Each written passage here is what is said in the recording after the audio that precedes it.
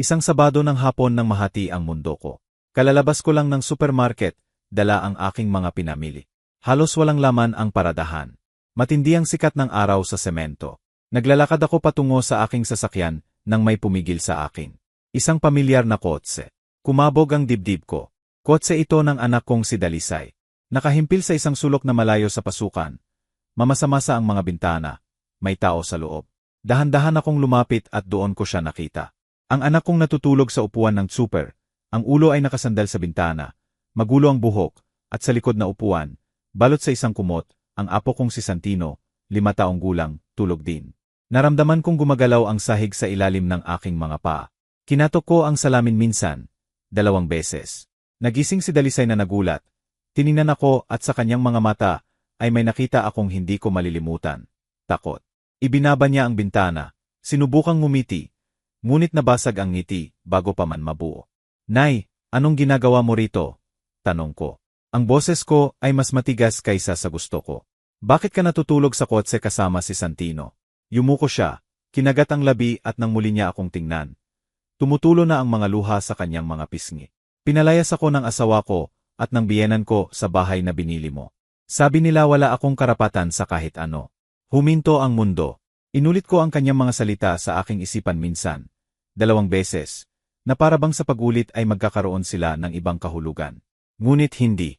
Si Ernesto, ang aking manugang, ang lalaking binilhan ko ng bahay, ang ama ng aking apo, at si Celia, ang kanyang ina, ang babaeng laging tumitingin sa akin mula ulo hanggang paa.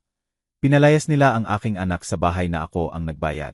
Naramdaman kong kumukulo ang aking dugo, na kinakapos ako ng hininga, na may isang bagay sa loob ko na nabasag at nabuo muli sa parehong oras. Binuksan ko ang pinto ng kotse. Bumangon ka diyan, sabi ko. Gisingin mo si Santino. Sasama kayo sa akin ngayon. Tiningnan ako ni Dalisay ng kanyang mga pulang mata. Nay, ayokong magdulot sa iyo ng problema. Ang problema ay nasa kanila na. Putol ko. Kunin mo ang iyong mga gamit. Alis na tayo. Sumunod siya. Gisingin niya si Santino nang may lambing. Nagbukas ng mga mata ang bata na nalilito. Nakita ako at ngumiti. Lola. Kinarga ko siya. Niyakap ko siya ng mahigpit. Amoy biskwit at antok. Magiging maayos na ang lahat, mahal ko. Bulong ko sa kanyang tainga. Ngunit sa aking isipan, ang mga tanong ay nagsimulang umikot na parang ipo-ipo. Gaano katagal na silang natutulog sa kotseng iyon? Bakit hindi ako tinawagan ni Dalisay noon pa? Ano ang nangyari sa bahay na iyon? At higit sa lahat, paanong naglakas loob sina Ernesto at ang kanyang ina na palayasin ang aking anak sa isang bahay na hindi naman sa kanila? Habang nagmamaneho ako pabalik sa aking bahay, kasama sina Dalisay at Santino sa kotse, isang katiyakan ang tumagos sa akin na parang kidlat. Hindi ito mananatiling ganito. Ako si Elena Reyes, 59 taong gulang. At ito ang kwento kung paano ko ipinagtanggol ang aking anak nang gumuho ang kanyang mundo. Minsan, labis tayong nagtitiwala sa hindi dapat. Ikaw ba ay nabigo na rin sa isang taong minahal mo? Ibahagi ang iyong kwento sa mga komento. Gusto kong basahin. Nang gabing iyon, habang pinaliliguan ni Dalisay si Santino sa aking bahay, umupo ako sa sala na may hawak na tasa ng kape. Dahan-dahang umakyat ang singaw, ngunit hindi ko ito nakikita. Tumingin ako sa dingding, tumingin sa nakaraan. Dahil para maintindihan kung paano kami nakarating dito, kailangan kong bumalik. Sa panahong tila perpekto ang lahat, sa panahong akala ko ay tama ang aking ginawa. 5 taon na ang nakalilipas, dumating si Dalisay sa aking bahay na nagliliwanag. May liwanag sa kanyang mga mata na tanging bagong pag-ibig lamang ang nagdudulot. Ipinakilala niya sa akin si Ernesto 1 linggo ng hapon. Dumating siya na may dalang mga bulaklak. Tinawag niya akong Ginang Elena nang may paggalang. Kinuwento niya sa akin ang kanyang mga plano, ang kanyang trabaho bilang accountant sa isang katamtamang kumpanya, kung paano niya gustong bumuo ng isang matatag na pamilya. Nagustuhan ko siya, marahil masyadong nagustuhan. Si Dalisay ay 31 taong gulang noon. Nagtatrabaho bilang guro sa elementarya. Sapat ang kanyang kinikita para mamuhay ng payapa, ngunit hindi para makabili ng sariling bahay. Alam ko iyon, at nang sabihin niya sa akin na gusto na nilang magpakasal ni Ernesto, na gusto nila magsimula ng buhay na magkasama, nakita ko ang pagkakataon na maibigay sa kanya ang isang bagay na hindi ko kailanman naranasan, seguridad. Namatay ang aking asawa noong 15 taong gulang si Dalisay. Cancer. Iniwan niya kami na may mga utang at isang bahay na nakasangla na 10 taon kong binayaran. Nagtrabaho ako ng dobleng shift sa ospital kung saan ako ay isang nurse. Pinalampas ko ang mga kaarawan, pinalampas ko ang mga gabi. Ngunit binayaran ko ang bawat sentimo ng utang na iyon.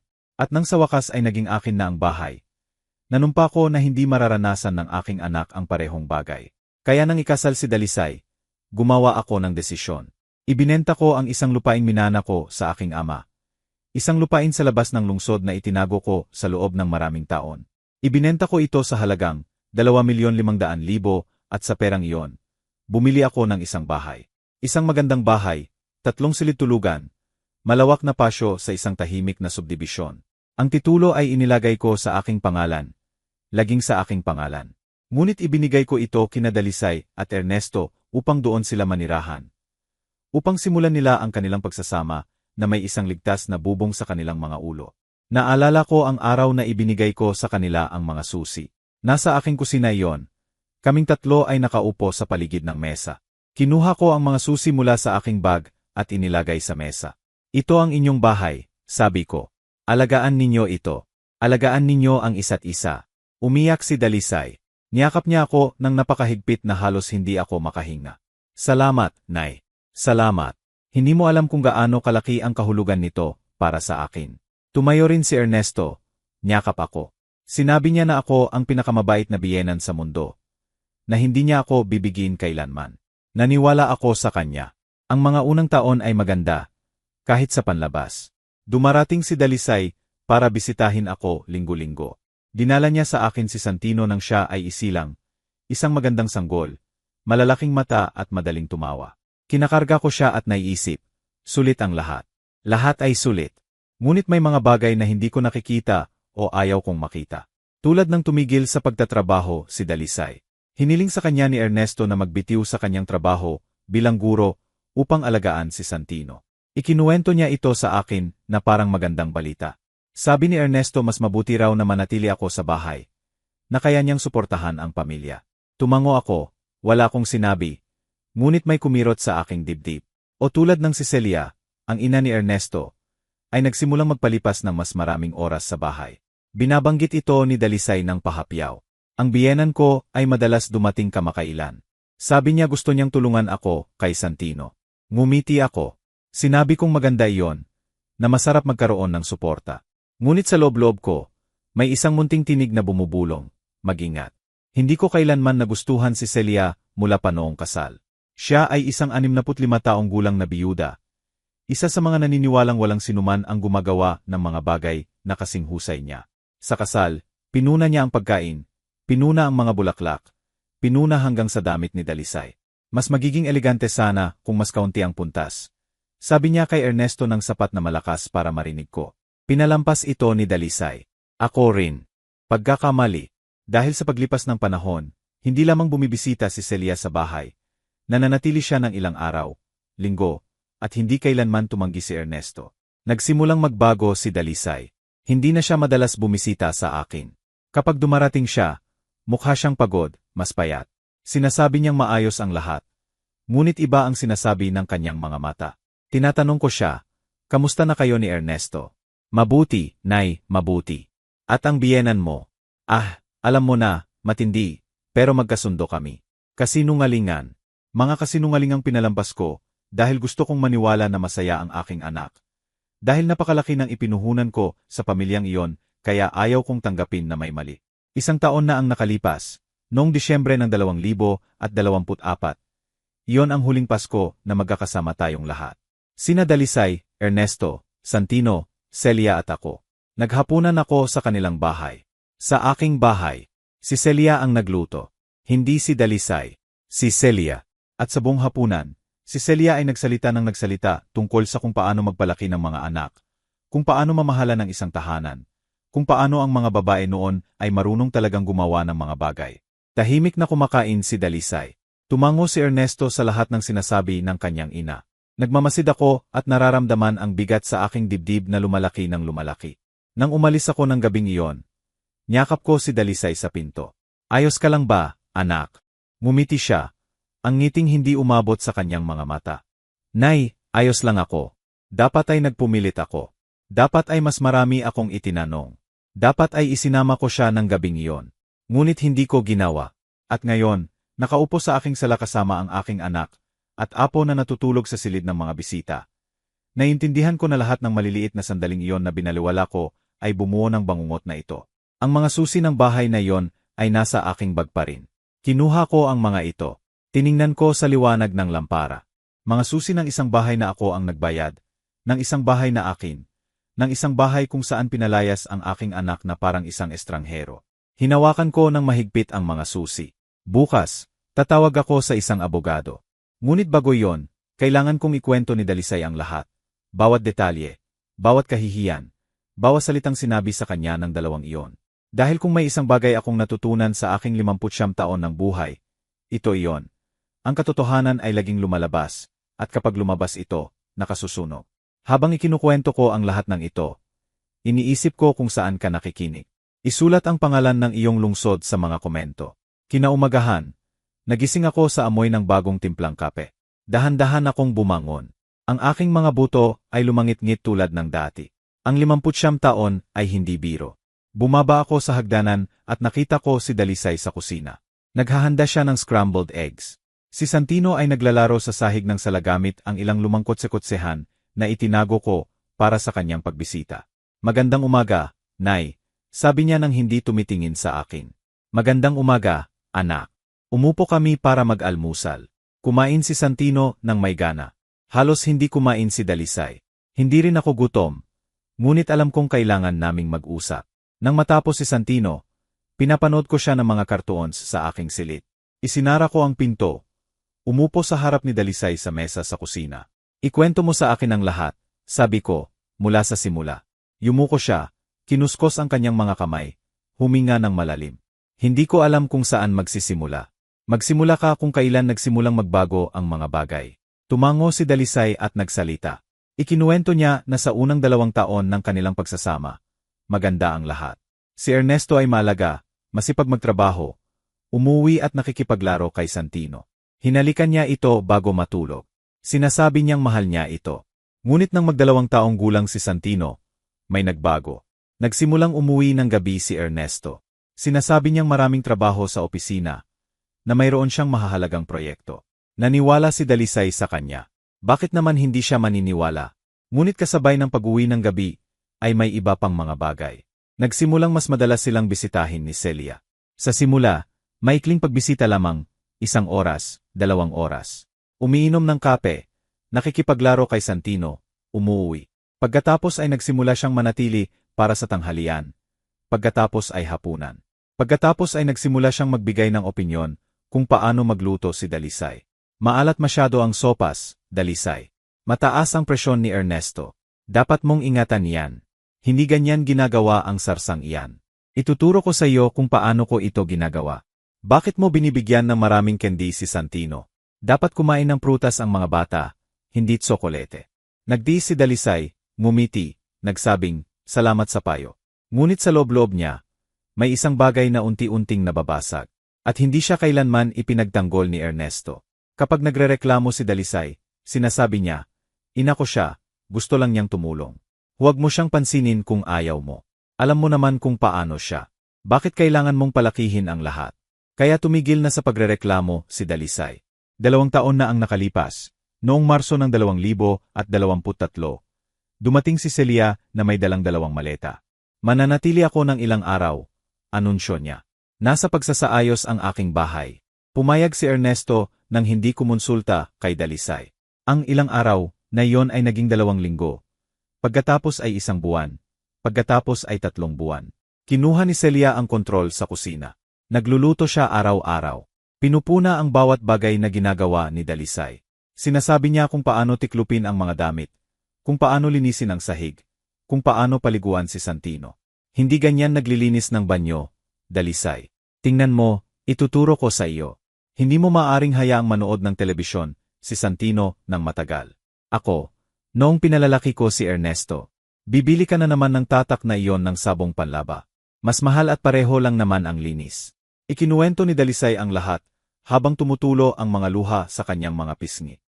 Sinubukan kong kausapin si Ernesto, Nay, sinasabi kong ilang buwan na ang biyenan mo sa bahay, na kailangan namin ng aming espasyo, na gusto kong magluto para sa aking pamilya nang walang sinumang humuhusga sa akin sa lahat ng oras. At ano ang sinasabi niya sa iyo? Tanong ko. Na makasarili ako, na nag-iisa ang kanyang ina, na tinutulungan niya kami kay Santino para makapagpahinga ako. Na dapat akong magpasalamat. Naramdaman kong umakyat ang galit sa aking lalamunan. Magpasalamat. Nay, magpasalamat. Pagkatapos ng 6 na buwan, sa wakas ay bumalik si Celia sa kanyang bahay. Nakahinga ng maluwag si Dalisay. Akala niya babalik sa normal ang lahat. Hindi ito bumalik. Dahil kahit hindi na doon nakatira si Celia, dumarating pa rin siya araw-araw ng maaga. Minsan bago pa umalis si Ernesto para sa trabaho. Nananatili siya hanggang gabi. At nagbago si Ernesto. Hindi na siya ang maalagang lalaki noon. Dumarating siya mula sa trabaho at nagkukulong sa kanyang pag-aaral. Halos hindi siya nakikipag-usap kay Dalisay. Kapag tinatanong niya kung kumusta ang kanyang araw, sumasagot siya ng mga monosyllable. Mabuti, pagod, mamaya. At kapag kinukumpronta mo siya, tanong ko. Sinasabi niyang masyado akong demanding, na nagtatrabaho siya buong araw para suportahan ang bahay, na hindi ko naiintindihan ang presyon na nararamdaman niya, na bakit hindi ko siya hayaan sa kapayapaan. Huminto si Dalisay, pinunasan ang mga luha gamit ang likod ng kanyang kamay. Nagsimula akong maramdaman na hindi ako nakikita, Nay. Na para bang hindi ako umiiral. Na para bang nandoon lang ako para magluto, maglinis at mag-alaga kay Santino. At kahit na, lahat ng ginagawa ko ay mali. Hinawakan ko ang kanyang mga kamay. Malamig ang mga ito. Bakit hindi mo sinabi sa akin ang anumang bagay noon? Dahil nahihiya ako, bulong niya. Dahil napakarami mong nagawa para sa akin. Binigyan mo ako ng bahay. Akala mo mabuting tao si Ernesto. At ayaw kong bigin ka. Kumirot ang aking puso. Dalisay, hindi mo ako binigo kailanman. Kailanman. Mas malakas siyang umiyak. Niyakap ko siya. At habang niyayakap ko siya, isang imahe ang pumasok sa aking isipan. Noong Paskong iyon noong nakaraang taon, Disyembre ng 2024, si Celia na nagluluto sa kusina ng aking bahay na parang sa kanya. Si Ernesto na binabalewala si Dalisay buong gabi. Si Dalisay na tahimik, laging tahimik. Naroon ang lahat ng mga senyales, at hindi ko sila nakita o ayaw kong makita. Ipagpatuloy mo ang pagkukwento, sabi ko, kailan lumala ang lahat. Huminto sa pagiyak si Dalisay. Huminga ng malalim. 6 na buwan na ang nakalipas. Noong Hunyo ng taong ito, Hunyo ng 2025, dumating muli si Celia kasama ang kanyang mga maleta. Sa pagkakataong ito, sinabi niyang nakipaghiwalay siya sa kanyang nobyo at kailangan niyang makasama ang kanyang anak. Tinanggap siya ni Ernesto ng buong puso. Ilang linggo lang, Dalisay. Huwag kang maging manhid. Ngunit alam na ni Dalisay kung paano nagtatapos ang kwentong iyon. Hindi umalis si Celia sa loob ng ilang linggo. Nanatili siya. At sa pagkakataong ito, mas malala ang lahat. Nagsimulang sabihin ni Celia kay Dalisay kung anong damit ang isusuot. Gaano kahaba dapat ang kanyang palda. Gaano kahigpit ang kanyang blusa. Hindi dapat manamit ng ganyan ang mga babaeng may asawa. Dalisay. Ano ang isipin ng mga tao? Pinuna niya ang kanyang makyop, ang kanyang ayos ng buhok, ang kanyang tono ng boses. Huwag kang magsalita ng malakas. Para kang tindera sa palengke. Huwag kang tumawa ng ganyan. Hindi tumatawa ang mga disenteng babae nang nakabukas ang bibig. At hindi kailanman nagsalita si Ernesto. Hanggang isang araw noong Agosto, sumabog si Dalisay. Nasa kusina si Celia. Gusto ni Dalisay na magluto. Sinabi ni Celia na hindi, na siya ang naghanda ng pagkain. Sumagot si Dalisay na iyon ang kanyang bahay, at magluluto siya kung kailan niya gusto. Tinitigan siya ni Celia. Bahay mo. Ang bahay na ito ay sa anak ko. Dito rin ako nakatira. At habang nandito ako, ang mga bagay ay gagawin ayon sa gusto ko. Naramdaman ni Dalisay na gumuho ang kanyang mundo. Ang bahay na ito ay regalo sa akin ng aking ina. Nakapangalan sa kanya. Hindi ito sa iyo. Hindi ito kay Ernesto. Akin ito. Ngumiti si Celia. Isang malamig na ngiti na hindi pa nakikita ni Dalisay noon. Ay, talaga. Kausapin mo si Ernesto. Tanungin mo kung sino ang may hawak ng mga papeles. Tanungin mo kung sino ang may kontrol dito. Hinanap ni Dalisay si Ernesto. Nasa sala siya nanonood ng telebisyon. Ano ang ibig sabihin ng ina mo na hawak mo ang mga papeles? Hindi man lang siya tiningnan ni Ernesto. Na hindi kailanman inilipat ng nanay mo ang titulo ng pag-aari. Ang bahay ay nakapangalan pa rin sa kanya. hindi sa iyo. Kaya technically, hindi ka nakatira sa sarili mong bahay. Nakatira ka sa bahay ng nanay mo. Naramdaman ni Dalisay na bumukas ang sahig sa ilalim ng kanyang mga paa. At ano ang kinalaman niyan? Ibinigay ito sa akin ng nanay ko. Ngunit hindi legal, sagot ni Ernesto ng may lamig. Walang anumang papel na nagsasabing sa iyo ang bahay na ito. Mula noon, nagbago ang lahat. Trinato siya ni Celia na parang isang intruso. Inuutusan, itinatama sa harap ni Santino. Sinasabing wala siyang alam na gawin ng maayos. At ganap siyang binaliwala ni Ernesto. Itinigil niya ang pakikipag-usap sa kanya, ang paghawak sa kanya, ang pagtingin sa kanya. Para bang hindi na umiiral si Dalisay.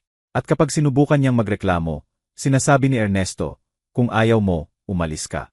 Ang mga salitang iyon ay umalingaw-ngaw sa aking isipan na parang isang sigaw.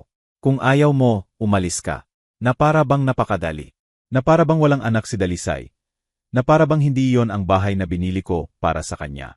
Tiningnan ko ang aking anak, ang kanyang mga namamagang mata, ang kanyang payat na mukha, ang kanyang nakayukong katawan, at naiintindihan ko ang isang bagay na dapat kong naintindihan noon pa. Ang aking anak ay hindi naninirahan sa isang tahanan. Siya ay nakaligtas sa isang bilangguan. Tinatatanong ko pa rin ang sarili ko kung tama ba ang ginawa ko sa pagbili ng bahay na iyon para sa kanila. At ikaw, ano ang gagawin mo sa aking lugar? Matapos marinig ang lahat ng ikinuwento ni Dalisay sa akin ng umagang iyon, may isang bagay sa loob ko na nabasag at tumigas sa parehong oras. Ngunit hindi ako maaring magpadala sa galit. Kailangan kong mas maintindihan. Kailangan kong malaman kung paano nakarating ang aking anak sa pagtulog sa isang kotse kasama ang kanyang anak. Ikwento mo sa akin, ano ang nangyari pagkatapos ng away na iyon noong Agosto? Sabi ko. Nagsalin ng isa pang tasa ng kape si Dalisay. Nanginginig ang kanyang mga kamay. Pagkatapos noon, naging hindi na matiis ang lahat. Ikinuwento niya na mula ng araw na iyon na sinabi ni Ernesto na hindi legal na sa kanya ang bahay. May nagbago sa dinamika ng pamilyang iyon. Hindi na nagkukunwari si Celia. Trinato niya siyang parang katulong. Inuutusan buong araw. Dalisay, hugasan mo ang mga plato. Dalisay, lansahin mo ang mga kamiseta ni Ernesto. Dalisay, umiyak si Santino. Patahimikin mo siya. At kung magrereklamo si Dalisay, sasagutin siya ni Celia na malamig ng ngiting iyon na kilala na niya. Kung ayaw mo, alam mo na kung nasaan ang pinto. Sinusuportahan ni Ernesto ang kanyang ina sa lahat. Kapag sinubukan ni Dalisay na kausapin siya, kapag sinubukan niyang hilingin na maglagay ng mga limitasyon, binabalewala niya ito. Literal na tinalikuran siya at nagpatuloy sa pagtingin sa kanyang telepono. Isang gabi noong Setyembre, 3 buwan na ang nakalipas, sinubukan ni Dalisay na lumapit sa kanya sa silid. Kailangan niyang makipag-usap. Kailangan niyang makita siya. Ernesto, pakiusap, hindi na maaaring magpatuloy ito. Ang iyong ina ay napakasama sa akin. Nararamdaman kong napapahiya ako sa sarili kong bahay. Hindi man lang siya lumingon. Sinabi ko na sa iyo, hindi ito ang iyong bahay. Ito ang bahay ng iyong ina. At kung gugustuhin niya, maaari niya tayong palayasin lahat bukas. Naramdaman ni Dalisay na para siyang sinampal. Ano ang sinasabi mo? Hindi yan gagawin ng nanay ko. Sigurado ka ba? Sa wakas ay tiningnan siya ni Ernesto. Ang iyong ina ang may kontrol sa lahat. Siya ang nagpapasya kung sino ang nakatira dito at kung sino ang hindi. Wala tayong anumang legal na karapatan sa ari-arian na ito. Ngunit ibinigay niya ito sa akin. Ang isang regalo ay walang halaga kung walang papeles, Dalisay. Hindi mo ba nakikita? Nabubuhay tayo sa awa ng iyong ina. Ang mga salitang iyon ay naglason ng isang bagay sa puso ni Dalisay. Dahil hindi lamang sila malupit, sila ay may kalkulasyon. Nagtanim si Ernesto ng isang binhi ng pagdududa, ng pagkakasala. At ito ay gumana. Nagsimulang makaramdam ng pagkakasala si Dalisay. Nagkasala sa pagtanggap sa bahay na iyon. Nagkasala sa hindi paghiling sa akin na ilagay ito sa kanyang pangalan. Nagkasala sa pagiging isang pabigat. At kapag nakakaramdam ka ng pagkakasala, mas marami kang tinitiis kaysa sa dapat mong tiisin. Kaya nagpatuloy siyang magtiis. Nagsimulang kontrolin ni Celia ang pera ng bahay. Ibinigay sa kanya ni Ernesto ang cash para sa mga pamimili sa supermarket, para sa gasolina, para sa mga gastusin ni Santino. Kailangang humingi ng pahintulot si Dalisay sa kanyang biyenan para bumili ng anumang bagay. Kailangan mo na naman ng shampoo. Kakabili lang natin noong nakaang 2 linggo. Gusto mong dalhin si Santino para kumain ng hamburger. Hindi, sayang lang iyon sa pera. Gusto mong bumili ng sapatos. Para saan kung hindi ka naman lumalabas? Totoo iyon. Hindi na lumalabas si Dalisay. Tumigil na siya sa pagbisita sa akin ng madalas. Kapag tinatawagan ko siya para tanungin kung kumusta na siya, palagi niyang sinasabi ang parehong bagay. Maayos lang, Nay. Abala lang. Naniwala ako sa kanya, o gusto kong maniwala. Sa ilang pagkakataon na pumunta siya sa aking bahay, nakikita ko siyang mas payat, mas tahimik. Ngunit kapag tinatanong ko kung maayos lang ang lahat, ngumingiti siya at nagsasabing, ngayon naiintindihan ko na nahihiya siya, na ayaw niya akong mag-alala, na iniisip niyang kaya niyang ayusin ang lahat ng mag-isa. Noong Oktubre, 2 buwan na ang nakalipas, may nangyaring tuluyang sumira sa kanya. Dumating si Ernesto mula sa trabaho ng mas maaga kaysa sa karaniwan. Nasa kusina si Dalisay naghahanda ng hapunan. Nasa kanyang silid si Santino naglalaro. Lumabas si Celia sa tindahan. Pumasok si Ernesto sa kusina. Nagsalin ng tubig. Tiningnan si Dalisay. Kailangan nating mag-usap. Itinigil ni Dalisay ang paghihiwa ng mga gulay. Naramdaman niya ang isang panginginig. Ano iyon? Sa tingin ko dapat tayong maghiwalay. Nahulog ang kutsilyo sa sahig. Tiningnan siya ni Dalisay nang hindi maintindihan. Ano? Hindi ito gumagana, Dalisay. Hindi ka masaya. Hindi ako masaya. Ang aking ina ay hindi masaya. Para saan pa ang pagpapatuloy? Ang mga salita ay lumabas sa kanyang bibig nang may gayong kalamigan na naramdaman ni Dalisay na nakikipag-usap siya sa isang estranghero. Ang iyong ina ay hindi masaya. Paano naman ako? Paano naman si Santino? Magiging maayos si Santino. Nag-a-adjust ang mga bata. Hindi ka maaaring maging seryoso. Seryoso ako. Ilang buwan ko nang iniisip ito. Ang relasyong ito ay wala nang hinaharap. Naramdaman ni Dalisay na gumuho ang mundo. Sinubukan niyang lumapit sa kanya. Sinubukan niyang hawakan siya. Ernesto, maari ba tayong pumunta sa therapy? Maari ba nating ayusin ito? Pakiusap. Umatras siya na para bang nandidiri sa paghawak sa kanya. Wala nang dapat ayusin. Nakapagpasya na ako. Kailan? Kailan ka nagpasya? Hindi yon mahalaga. Siyempre mahalaga. Pamilya tayo. Tiningnan siya ni Ernesto nang may paghamak. Ikaw at ako ay wala. Hindi tayo kailanman naging anuman. Ito ay isang pagkakamali mula sa simula. Ang mga salitang iyon ay nanatiling nakalutang sa hangin na parang nakalalasong usok. Napatigil si Dalisay. Hindi siya makahinga, hindi siya makapag-isip. Lumabas si Ernesto sa kusina. Iniwan siyang mag-isa, wasak. Nang gabing iyon ay hindi nakatulog si Dalisay. Nanatili siyang nakaupo sa sala. Nakatingin sa mga dingding ng bahay na iyon na dati niyang inakala na sa kanya. Na dati niyang inakala na kanyang tahanan. Naisip niyang tawagan ako. 3 beses niyang idinayal ang aking numero. Ngunit palagi niyang ibinababa bago ko masagot. Ano ang sasabihin niya sa akin? Nay, tama ka. Hindi si Ernesto ang akala ko. 5 taon na akong nabubuhay sa isang kasinungalingan. Mas malakas ang hiya kaysa sa sakit. Kinaumagahan, hindi na binanggit ni Ernesto ang diborsyo. Kumilos siya na parang hindi nangyari ang pag-uusap na iyon. Binati niya si Dalisay sa umaga. Tinanong kung ano ang almusal. Nakipaglaro kay Santino bago umalis sa trabaho. Hindi maintindihan ni Dalisay ang anumang bagay. Naging totoo ba ang pag-uusap na iyon? O napanaginipan lang niya? Ngunit ito ay totoo, dahil mula ng araw na iyon, ganap na siyang tumigil sa paghawak sa kanya. Natutulog sila sa parehong kama, ngunit inilalagay niya ang kanyang sarili sa pinakamalayong posibleng distansya mula sa kanya, na para bang nakakahawa si Dalisay. Napansin ni Celia ang pagbabago at sinamantala ito. Nagsimula siyang magsabi ng mga bagay kay Dalisay, mga bagay na tila payo, ngunit mga punyal na nakabalot sa malambot na salita. Kailangan ng mga lalaki ng espasyo, Dalisay. Huwag mo silang abalahin.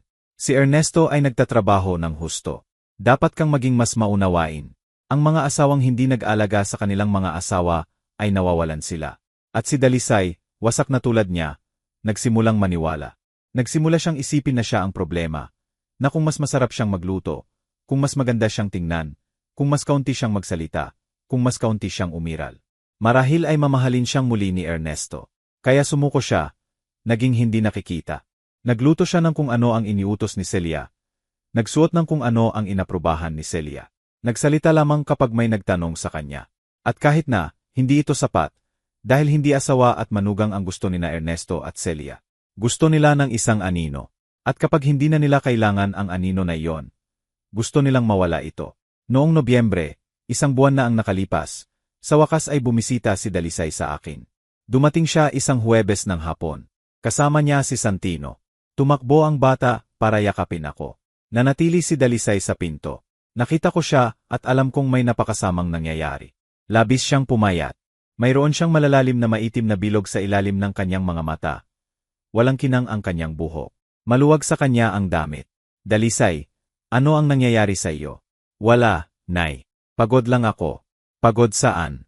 Hindi ka na nagtatrabaho. Ano ang nakakapagod sa iyo? Yumuko siya. Buhay lang, alam mo na. Hindi ko alam. At dapat ay nagpumilit pa ako. Dapat ay hinawakan ko siya sa balikat at pilitin siyang sabihin ang katotohanan. Ngunit natakot ako. Natakot akong makarinig ng isang bagay na hindi ko na mababawi. Natakot akong kumpirmahin na ang aking desisyon na bilhin ang bahay na iyon para sa kanila ay ang pinakamasamang pagkakamali sa aking buhay. Kaya hinayaan ko siyang umalis. Hinayaan ko siyang dalhin si Santino pabalik sa bahay na iyon, sa kulungan na iyon. At sa loob ng 3 linggo ay wala akong narinig mula sa kanya. Hindi niya sinasagot ang aking mga tawag. Hindi tumutugon sa aking mga mensahe. Hanggang sa Sabadong iyon, ang sumpang Sabado sa paradahan ng supermarket. Nang makita ko siyang natutulog sa kotse kasama ang aking apo, nang sumabog ang lahat. Ngayon, nakaupo sa harap niya sa aking kusina. Pinapanood siyang umiyak habang ikinukwento niya sa akin ang bawat detalye ng kanyang bangungot. Naiintindihan ko ang isang bagay. Si Dalisay ay hindi tinatanggihan ang katotohanan dahil sa kaduwagan. Tinanggihan niya ito para mabuhay. Dahil ang pagdanggap na ang iyong pagsasama ay isang kasinungalingan, na kinamumuhian ka ng iyong asawa, na ipinapahiya ka ng kanyang ina, na ang bahay kung saan ka nakatira ay hindi sa iyo, ang pagdanggap sa lahat ng iyon sa parehong oras ay maaring sumira sa iyo. At si Dalisay ay nasisira. Ngunit hindi ko siya hahayaang mas masira pa. Hinawakan ko ang kanyang mga kamay. Makinig ka ng mabuti, Dalisay. Walang anuman dito ang kasalanan mo. Naririnig mo ba ako? Wala. Pero Nay, dapat. Hindi, wala kang dapat gawin. Sina Ernesto at ang kanyang ina ang gumawa nito.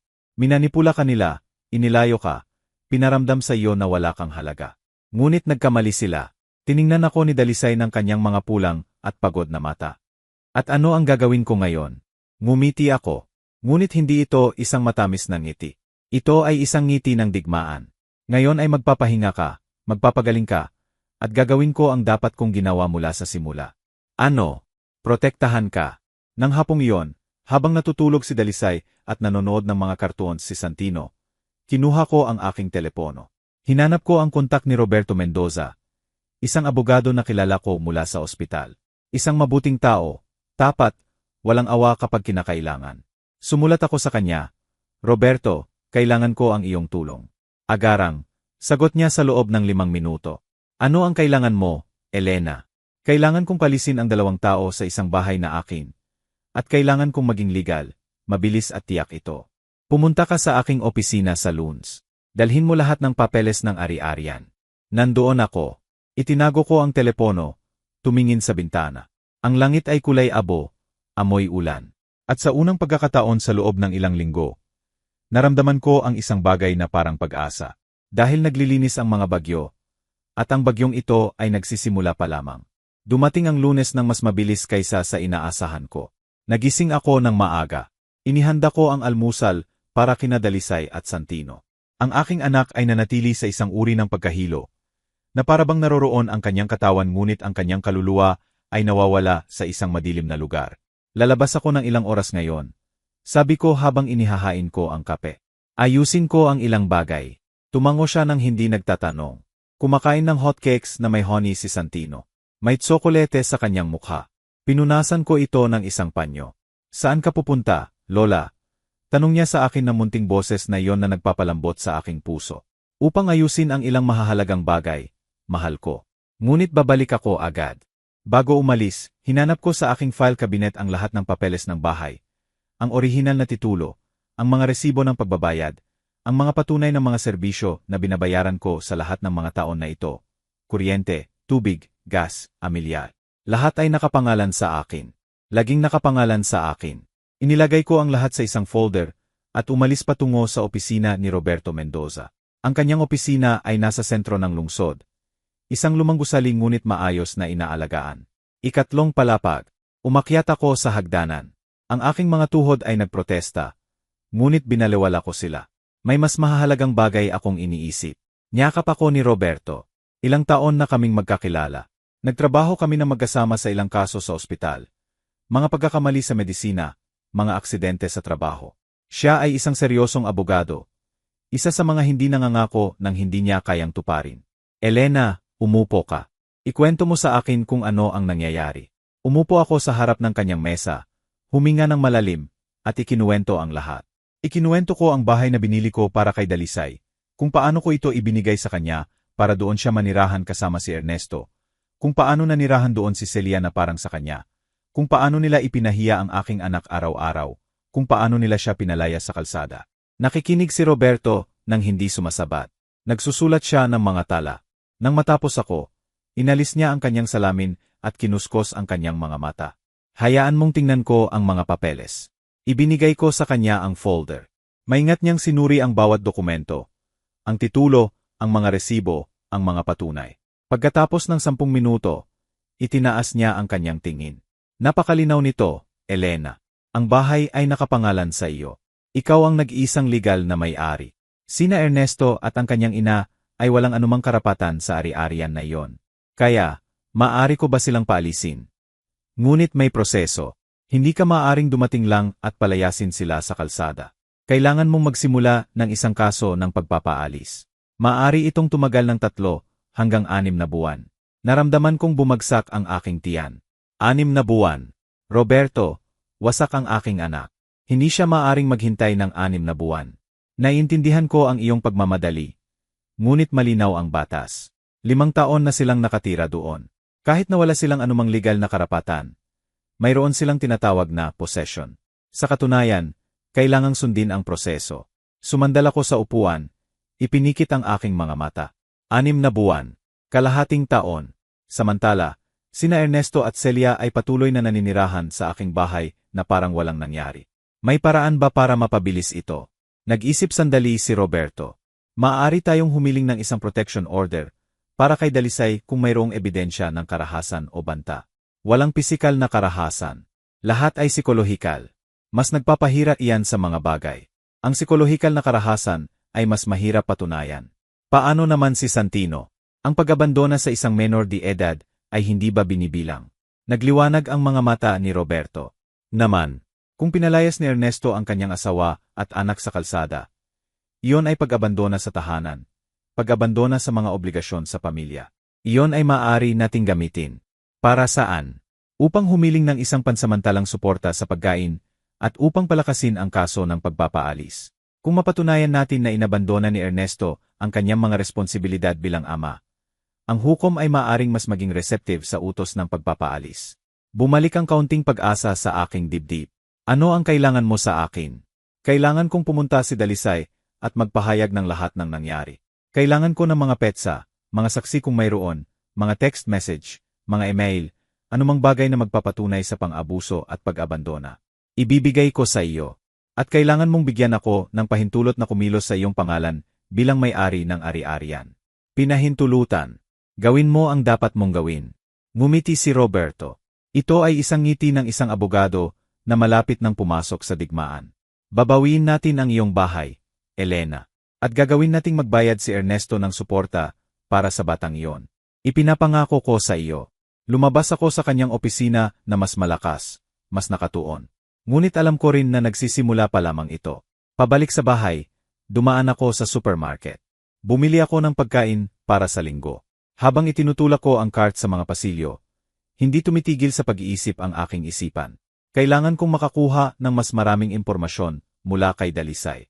Kailangan ko ng ebidensya, mga mensahe, isang bagay na konkreto. Pagdating ko sa bahay, nasa sala si Dalisay kasama si Santino. Ang bata ay nagdodrawing sa isang notebook. Tumingin si Dalisay sa bintana na may nawawalang tingin na iyon na sumisira na sa aking puso. Inayos ko ang mga pinamili, naghanda ng tsaa, umupo sa tabi niya. Anak, kailangan kong magtanong sa iyo ng isang mahalagang bagay. Lumingon siya sa akin. Ano iyon? Mayroon ka bang mga mensahe mula kay Ernesto? Mga email, isang bagay kung saan sinabi niya sa iyo ang mga masasakit na bagay, kung saan nagbanta siyang palalayasin ka. Yumuko si Dalisay. Mayroon akong ilang mensahe. Maaari ko bang makita?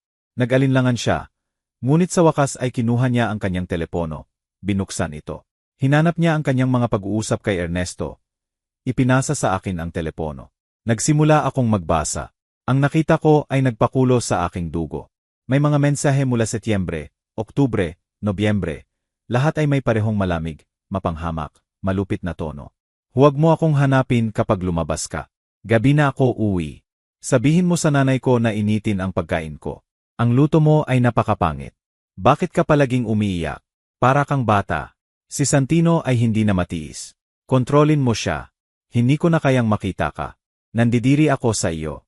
Ang huling mensaheng iyon ay mula noong unang araw ng Disyembre. Wala pang isang buwan ang nakalipas. Nagpatuloy ako sa pag-scroll sa pag-uusap. May isa pang mensahe. Mula ika-negatibo, 14 na ng Disyembre. 2 linggo na ang nakalipas. Kunin mo ang iyong mga gamit at umalis ka. Ayaw ko na sa iyo dito. Sumagot si Dalisay. Saan ako pupunta kasama si Santino? Ang sagot ni Ernesto ay nakapanghihina. Hindi ko yon problema. Pumunta ka sa nanay mo. Tutal, palagi ka naman niyang sinusuportahan. At pagkatapos ay isa pang mensahe. Akin ang bahay na ito. Nagbasya kami ng nanay ko na ayaw na namin sa iyo dito. Kung hindi ka alis ng maayos, palalayasin ka namin ng pilit. Naramdaman kong nanginginig ang aking mga kamay. Itinaas ko ang aking tingin. Tiningnan si Dalisay.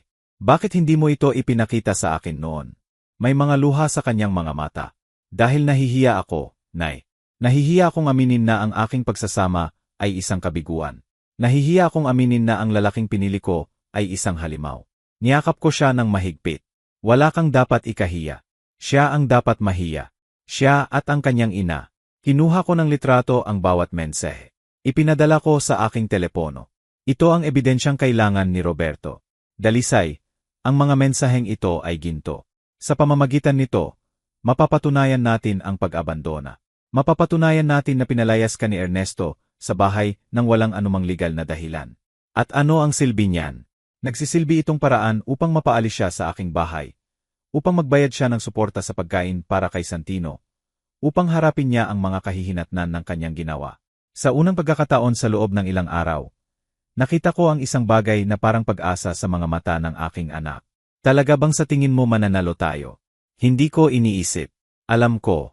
Nang gabing iyon, pagkatapos patulugin si Santino, nanatili kami ni Dalisay sa sala na nag-uusap. Kailangan kong malaman pa. Kailangan kong maintindihan kung paano kami nakarating dito. Ikwento mo sa akin ang tungkol kay Celia, sabi ko. Palagi ba siyang ganyan? Nag-isip sandali si Dalisay. Sa simula, hindi. Sa simula, kaya siyang tiisin. Mapanuri siya at mapag-utos. Ngunit akala ko ay ganoon lang talaga siya. Na sa paglipas ng panahon ay magbabago siya. At kailan siya nagbago? Nang mabuntis ako kay Santino. Nagulat ako. Bakit? Dahil gusto ni Celia na kontrolin ang lahat. Gusto niyang magpasya kung paano namin palalakihin si Santino. Kung anong pangalan ang ibibigay namin sa kanya. Kung saang ospital siya isisilang. Lahat. At si Ernesto. Si Ernesto ay palaging nasa panig ng kanyang ina. Palagi. Akala ko kapag ipinanganak na si Santino, magbabago ang mga bagay. Na magiging mas matanda na siya. Naunahin niya ang kanyang pamilya. Ngunit hindi yon nangyari. Hindi yon nangyari. Sa kabaligtaran, mas lumala. Nagsimulang sabihin ni Celia kay Ernesto na hindi ko alam kung paano alagaan ang sanggol. Na sinisira ko siya, nasisirain ko siya. At naniwala siya, palaging naniniwala. Maaari kong gugulin ang buong araw sa pag-aalaga kay Santino, pagpapaligo sa kanya, pagpapakain sa kanya, paglalaro sa kanya. Ngunit kung sinabi ni Celia na may mali akong ginawa, pinagalitan ako ni Ernesto. Nadurog ang aking puso sa bawat salita. Bakit hindi mo sinabi sa akin ang anumang bagay na ito habang nangyayari? Nanatiling tahimik si Dalisay sa loob ng mahabang panahon. Nang magsalita siya, ang kanyang boses ay halos isang bulong. Dahil napakarami mong nagawa para sa akin, Nay. Binigyan mo ako ng bahay. Binigyan mo ako ng katatagan. Naramdaman kong wala akong karapatang magreklamo, na dapat akong magpasalamat, na kung hindi gumana ang aking pagsasama, kasalanan ko iyon, hindi kay Ernesto, Dalisay. At dahil din natakot ako.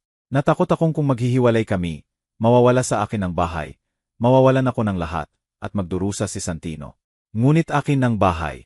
Hindi mo ito kailanman mawawala. Kinumbinsi ako ni Ernesto na hindi. Sinabi niya sa akin na kahit na nakapangalan sa iyo ang bahay, May mga karapatan siya dahil doon siya nakatira. Na kung maghihiwalay kami, bibigyan siya ng kalahati ng isang hukom. At naniwala ako sa kanya. Ang manipulasyon ay perpekto. Sina Ernesto at Celia ay nagtayo ng isang mental na bilangguan para kay Dalisay. Kinumbinsi nila siya na wala siyang mga pagpipilian, na wala siyang mga karapatan, na mas mababa siya kaysa sa wala. At ito ay gumana hanggang ngayon. Hindi ka na maniniwala sa kanila, sabi ko. Hindi ka na nila sasaktan. Tiningnan ako ni Dalisay ng kanyang mga pagod na mata. Paano ka nakakasiguro? Ngumiti ako. Dahil ngayon alam ko na ang buong katotohanan. At ang katotohanan ay ang tanging kailangan natin para manalo sa digmaang ito. Kinaumagahan, dinala ko si Dalisay sa opisina ni Roberto. Ipinahayag niya ang lahat, bawat kahihiyan, bawat insulto, bawat banta. Itinala ni Roberto ang kanyang testimonya, kumuha ng mas maraming tala, sinuri ang mga mensahe. Nang matapos kami, tiningnan ako ni Roberto. Mayroon tayong isang matibay na kaso. Napakatibay. Ihaharap ko ang demanda sa pagpapaalis sa linggong ito. At hihilingin ko ang pansamantalang suporta sa pagkain. Sana, sa loob ng isang buwan, mayroon na tayong unang pagdinig. At samantala, mananatili sina Dalisay at Santino sa iyo. Wala silang kontak kay Ernesto, maliban kung sa pamamagitan ng mga abogado. At hindi ka pupunta sa bahay na iyon sa anumang dahilan. Naiintindihan ba? Tumango ako. Naiintindihan. Ngunit may isa pa akong kailangang gawin. Isang bagay na hindi pa kailangang malaman ni Roberto. Nang hapong iyon, habang natutulog si Dalisay at naglalaro si Santino sa hardin, hinanap ko sa aking mga kontak. Natagpuan ko ang numero ni Patricia, isang kaibigan na nagtatrabaho sa human resources ng kumpanya kung saan nagtatrabaho si Ernesto. Sumulat ako sa kanya, Patricia, kailangan ko ng isang pabor. Maaari mo bang alamin kung si Ernesto Ramirez ay nagtatrabaho pa rin sa iyong kumpanya? Mabilis siyang sumagot. Siyempre, Elena. Bigyan mo ako ng ilang minuto. Pagkatapos ng 15 minuto, dumating ang kanyang sagot. Nagtatrabaho pa rin siya dito. Sa katunayan, humingi lang siya ng umento. Bakit mo natanong? Hindi ko siya sinagot. Ngunit ngayon ay mayroon akong isa pang piraso ng palaisipan. Si Ernesto ay nagtatrabaho, kumikita ng maayos, at kahit na, pinalayas niya ang kanyang asawa at anak sa kalsada. Hindi ito tungkol sa pera. Ito ay tungkol sa kontrol, tungkol sa kalupitan. At iyon ang nagbigay sa akin ng lahat ng dahilan sa mundo upang sirain siya. Lumipas ang 2 linggo mula nang iharap ni Roberto ang demanda. 2 linggo kung saan ang aking bahay ay naging isang kanlungan para kina Dalisay at Santino. 2 linggo kung saan nakita ko ang aking anak na nagsimulang huminga muli. Unti-unting bumalik ang kulay sa kanyang mga pisngi. Nagsimula siyang ngumiti kapag gumagawa ng kalokohan si Santino. Mas maaga siyang bumangon, nagluluto kasama ko sa umaga. Mas maraming nagsasalita. Isang hapon, habang naghahanda kami ng tamales para sa hapunan, may sinabi siya sa akin na dumurog sa aking puso. Nay, ang tagal na mula nang huli akong makaramdam ng ligtas. Tiningnan ko siya. May harina sa kanyang ilong. Mukha siyang mas bata, mas magaan. Gaano katagal? Taon. Literal na taon. Itinigil ko ang pagmamasa. Niyakap ko siya. Ngayon ay ligtas ka na, at mananatili kang ligtas. Ngunit hindi magtatagal ang kapayapaan. Noong ika-22 ng Disyembre, 1 linggo ng hapon, tumunog ang aking telepono. Si Roberto. Elena, may balita ako. Mabuti o masama? Depende kung paano mo ito titingnan. Si Ernesto ay naabisuhan tungkol sa demanda noong nakaraang Biyernes, at kasasagot lang niya. Kumabog ang aking dibdib. Ano ang sabi niya? Sinasabi niyang hindi siya nag-abandona ng sinuman, na umalis si Dalisay sa sarili niyang kagustuhan, na hindi niya kailanman pinalayas sa bahay. Naramdaman kong umakyat ang galit sa aking lalamunan. Kasinungalingan iyan. Alam ko, mayroon tayong mga mensahe na nagpapatunay nito. Ngunit kumuha si Ernesto ng isang abogado, at sinasabi ng abogadong iyon na ang mga mensahe ay kinuha sa labas ng konteksto, na nagkaroon ng isang pag-aaway ng mag-asawa, ngunit hindi kailanman nagkaroon ng pag-abandona. At naniniwala ang hukom sa kanya. Wala pang napagpasyahan ang hukom. Kaya mayroon tayong isang pagdinig na nakatakda sa ika-8 ng Enero. Enero, wala pang 3 linggo. Ano ang kailangan nating gawin? Kailangan natin ng mas maraming ebidensya. Kailangan natin ng mga saksi. Mayroon bang sinumang nakakita kung paano trinato ni Celia si Dalisay? Mga kapitbahay, mga kaibigan, pamilya. Nag-isip ako sandali. May isang kapitbahay, si Lucia. Nakatira siya sa tabi ng bahay. Magkaibigan sila ni Dalisay. Perpekto. Kailangan kong kausapin siya ni Dalisay. Nahilingin sa kanya na tumestigo. At kung ayaw niya, kung gayon ay maghanap tayo ng iba. Ngunit kailangan natin ng isang tao, Elena. Malaki ang tulong ng mga mensahe. Ngunit ang isang live na saksi ay gumagawa ng pagkakaiba. Ibinaba ko ang telepono. Hinanap ko si Dalisay. Nasa hardin siya kasama si Santino. Hinahabol ng bata ang mga paru-paro. Pinapanood siya ni Dalisay na may lambing na tanging mga ina lamang ang mayroon. Dalisay, kailangan nating mag-usap. Tumayo siya. Pumasok kami sa bahay. Ikinuwento ko sa kanya ang sinabi sa akin ni Roberto. Namutla ang kanyang mukha. Lucia, sa tingin mo ba ay tetestigo siya? Kinagat ni Dalisay ang kanyang labi. Hindi ko alam. Ilang buwan na kaming hindi nag-uusap. Bakit? Dahil pinagbawalan ako ni na Ernesto at Celia na kausapin siya. Bakit? Huminga ng malalim si Dalisay. At pagkatapos ay may ikinuwento siyang hindi ko alam. 6 na buwan na ang nakalipas. Noong Hunyo, nang dumating si Celia sa pangalawang pagkakataon upang manatili, bumisita si Lucia kay Dalisay. Isang mainit na hapon. Nasa sala si Celia nanonood ng telebisyon. Dumating si Lucia na may dalang pandesal. Gusto niyang imbitahan si Dalisay na magkape sa kanyang bahay. Sinalubong siya ni Celia sa pinto. Hindi niya pinapasok. Abala si Dalisay, sabi niya. Nagulat si Lucia. Kilala niya si Celia. Alam niyang mahirap siya. Ngunit hindi niya kailanman nakita na ganoon kasungit. Sandali lang ako. Sinabi ko na sa iyong abala siya. Sa ibang araw. At isinara niya ang pinto sa kanyang mukha. Nakita ni Dalisay ang lahat mula sa kusina. Gusto niyang lumabas. Gusto niyang humingi ng paumanhin sa kanyang kaibigan. Ngunit pinigilan siya ni Celia. Hindi mo kailangan ng mga kaibigan na mag-abala sa iyo, sa iyong mga responsibilidad. Si Lucia ay kaibigan ko na sa loob ng maraming taon. Ang mga kaibigan ay pag-aaksaya ng oras. Kailangan mong mag-focus sa iyong pamilya. Sinubukang tawagan ni Dalisay si Lucia pagkatapos, upang ipaliwanag, upang humingi ng paumanhin. Ngunit hindi sumagot si Lucia. Pagkatapos noon, binantayan ni Celia ang lahat. Kung lumabas si Dalisay sa pasyo at nasa kanya si Lucia, tinatawag siya ni Celia. Nag-iimbento na kailangan niya ng tulong sa isang bagay. Anumang bagay para maputol ang pag-uusap. At sinusuportahan ni Ernesto ang kanyang ina. Tama ang nanay ko. Sismosa ang kapitbahay na iyan. Ayaw nating pag-usapan niya ang ating pribadong buhay. Kaya tumigil na sa pakikipag-usap si Dalisay kay Lucia. Tumigil na siya sa pakikipag-usap sa lahat.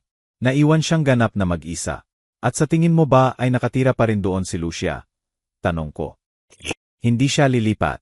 Ang bahay na iyon ay sa kanyang mga magulang. Kung gayon, kailangan nating kausapin siya. Nag-alinlangan si Dalisay. Nay, ilang buwan na ang nakalipas. Dapat siyang galit sa akin. Dapat niyang isipin na sinadya kong balewalain siya. Kung gayon kailangan nating ipaliwanag sa kanya na hindi ganoon, na ikinulong kanila, na inilayo kanila sa lahat. Hindi ko alam kung gusto niyang makinig sa akin. Hinawakan ko ang kanyang mga kamay. May isang paraan lamang para malaman. Kinaumagahan, Lunes, ika-23 ng Disyembre, pumunta kami sa bahay. Sa aking bahay, ang bahay kung saan nakatira sina Ernesto at Celia na parang walang nangyari. Sinabi ko kay Dalisay na manatili sa kotse. Nagpark ako sa harap ng bahay ni Lucia. Mabilis ang tibok ng aking puso. Hindi na ako bumalik sa kalyeng iyon mula nang makita ko si Dalisay na natutulog sa kanyang kotse. Ang pagkakita muli sa bahay ay nagpasama sa aking tiyan. Ang mga bintana ay may saradong mga kurtina. Ang hardin ay napabayaan. Ang aking magandang bahay ay mukhang malungkot. Kumatok ako sa pinto ni Lucia. Isang babae na nasa mga 40 ang nagbukas. Mayroon siyang maikling buhok at mababait na mata. Lucia. Ako nga. Ang pangalan ko ay Elena. Ako ang nanay ni Dalisay. Nagbago ang kanyang ekspresyon. Naging seryoso siya. Dalisay. Ilang buwan na akong walang balita sa kanya. Alam ko. At kaya ako nandito. Kailangan kong kausapin ka. Nag-alinlangan si Lucia. Ngunit sa wakas ay binuksan niya ang pinto. Pasok. Pumasok kami sa kanyang sala. Umupo ako sa isang lumang ngunit komportableng sopa. Umupo si Lucia sa harap ko. Nasaan si Dalisay? Tanong niya. Nasa kotse. Ayaw niyang bumaba. Natatakot ba siya? Natatakot saan? Nagalit ka sa kanya. Bumuntong hininga si Lucia. Hindi ako galit. Nalilito ako. Isang araw magkaibigan kami. At sa susunod ay tumigil na siyang makipag-usap sa akin. Ilang beses kong sinubukang lumapit, ngunit palagi niya akong iniiwasan. Hindi kanya iniiwasan. Pinagbawalan siyang makipag-usap sa iyo. Kumunot ang noo ni Lucia. Sino? Ang kanyang biyenan at asawa. Ikinuwento ko ang lahat, bawat detalye. Kung paano kinuha ni Celia ang kontrol sa bahay. Kung paano niya inilayo si Dalisay. Kung paano nila siya pinalayas sa kalsada. Habang nagsasalita ako, nakita ko kung paano nagbago ang ekspresyon ni Lucia mula sa paggalito tungo sa takot. Diyos ko! Alam kong may mali, ngunit hindi ko kailanman inakala na ganoon kalala. May napansin ka ba? Isang bagay na maaari mong itestigo. Tumango si Lucia. Maraming bagay. Nakarinig ako ng mga sigaw. Nakita ko ang babaeng iyon, si Celia, na tinatrato si Dalisay na parang kanyang katulong. Isang beses nakita ko si Dalisay na umiiyak sa pasyo. Sinubukan kong kausapin siya, ngunit lumabas si Celia at ipinasok siya sa loob. Kailan yon? Noong Oktubre. Mga 2 buwan na ang nakalipas. Handa ka bang magpahayag niyan sa harap ng isang hukom? Hindi nag-alinlangan si Lucia. Hindi nararapat kay Dalisay ang ginawa nila sa kanya. Palagi siyang mabuting tao, mabuting kapitbahay, mabuting ina. At ang makita kung paano siya trinato ay dumudurog sa aking puso. Ngunit hindi ko alam kung paano tumulong. Naramdaman ko ang isang malaking ginhawa. Salamat, Lucia. Hindi mo alam kung gaano kalaki ang kahulugan nito. Maaari ko bang makita si Dalisay? Siyempre. Lumabas kami sa bahay. Nasa kotse pa rin si Dalisay. Nang makita niya si Lucia, ibinaba niya ang bintana. Lumapit si Lucia. Tiningnan siya sa mga mata. Pasensya na, Dalisay. Dapat ay mas nagpumilit ako. Dapat ay tinulungan kita. Nagsimulang umiyak si Dalisay. Hindi mo kasalanan. Kasalanan ko. Dapat ay nagsalita ako. Dapat ay humingi ako ng tulong. Hindi. Hindi mo kasalanan. Minanipula ka nila, inilayo ka. At tanga ako sa paniniwalang kinalimutan mo lang ako. Nagyakapan sila sa bintana ng kotse. 2 magkaibigan na pinaghiwalay ng pang-abuso. 2 babae na nagkita muli. At habang pinapanood ko silang magkayakap, may isang bagay na pumukaw sa aking pansin.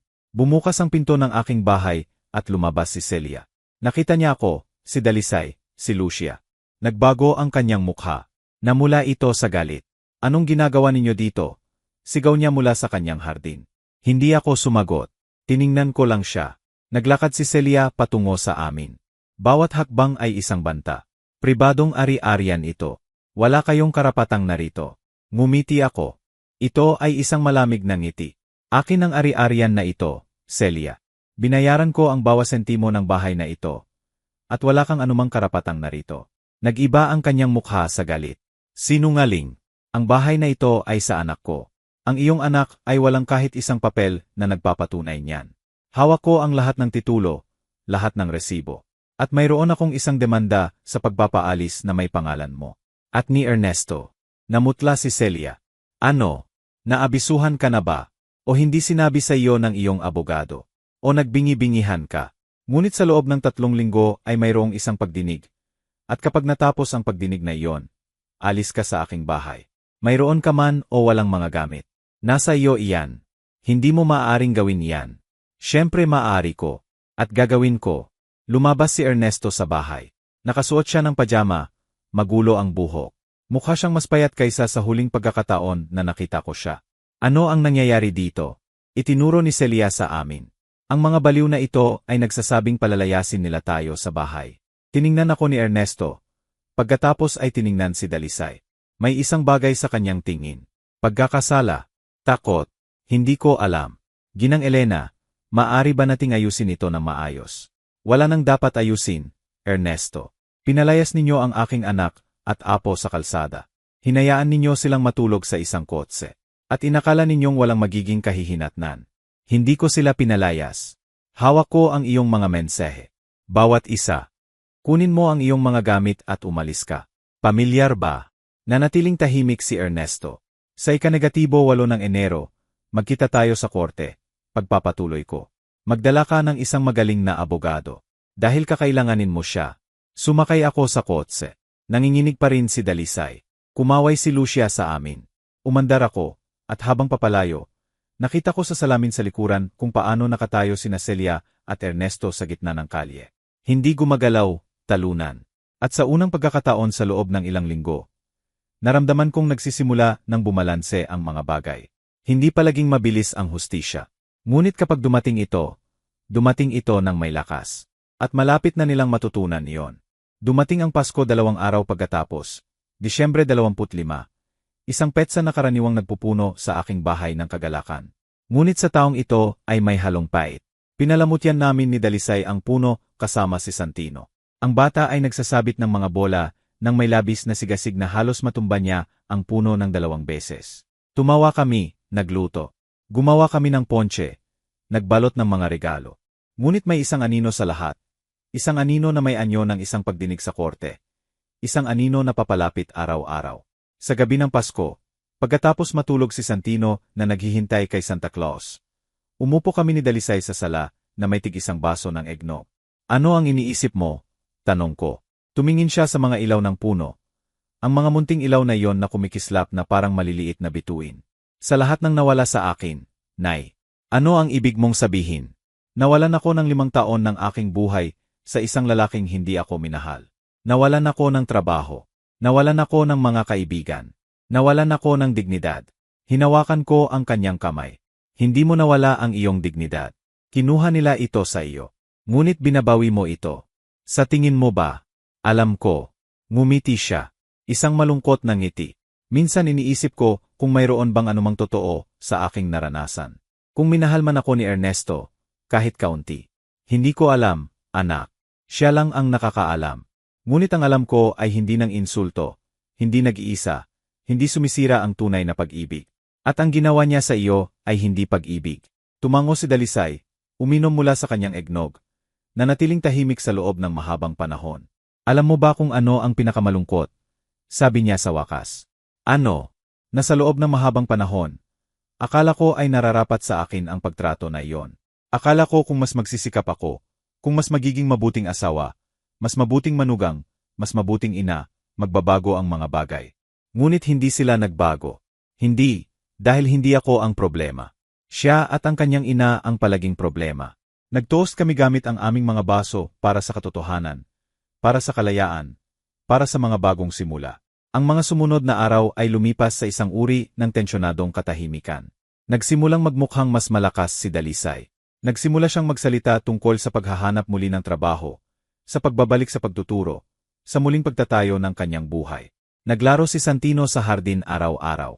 Hindi na siya nagtatanong tungkol sa kanyang ama. Sa simula, ginawa niya. Nasaan ang tatay ko? Ipinaliwanag ni Dalisay na abala si tatay, na malapit na niya itong makita. Mga puting kasinungalingan upang protektahan ang puso ng isang 5 taong gulang na bata. Ngunit sa paglipas ng panahon, tumigil na sa pagtatanong si Santino. At iyon ang mas dumurog sa aking puso kaysa sa anumang bagay. Isang batang nakakalimot sa kanyang ama, dahil nagpa siya ang kanyang ama, nakalimutan siya muna. Noong ika-30 ng Disyembre, isang linggo bago ang pagdinig, tinawagan kami ni Roberto. Kailangan kong pumunta kayo sa opisina. May isang bagay kayong dapat makita. Pumunta kami ng hapong iyon. Naiwan si Santino sa aking kapitbahay. Pumasok kami ni Dalisay sa opisina ni Roberto, na may kaba sa aming mga tiyan. May bukas na laptop si Roberto sa kanyang mesa. Sumenya siya sa amin na umupo. Ano yon? Tanong ko. Kasasagot lang ng abogado ni Ernesto ng kanilang formal na tugon. At may ilang mga kawili-wiling bagay. Tulad ng ano? Ikinot ni Roberto ang laptop sa amin. Nagsimulang basahin ang dokumento.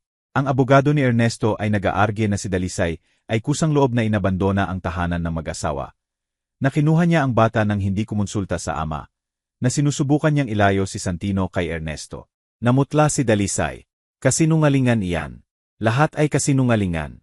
Alam ko, sabi ni Roberto, ngunit mayroon pa. Nagpatuloy siya sa pagbabasa.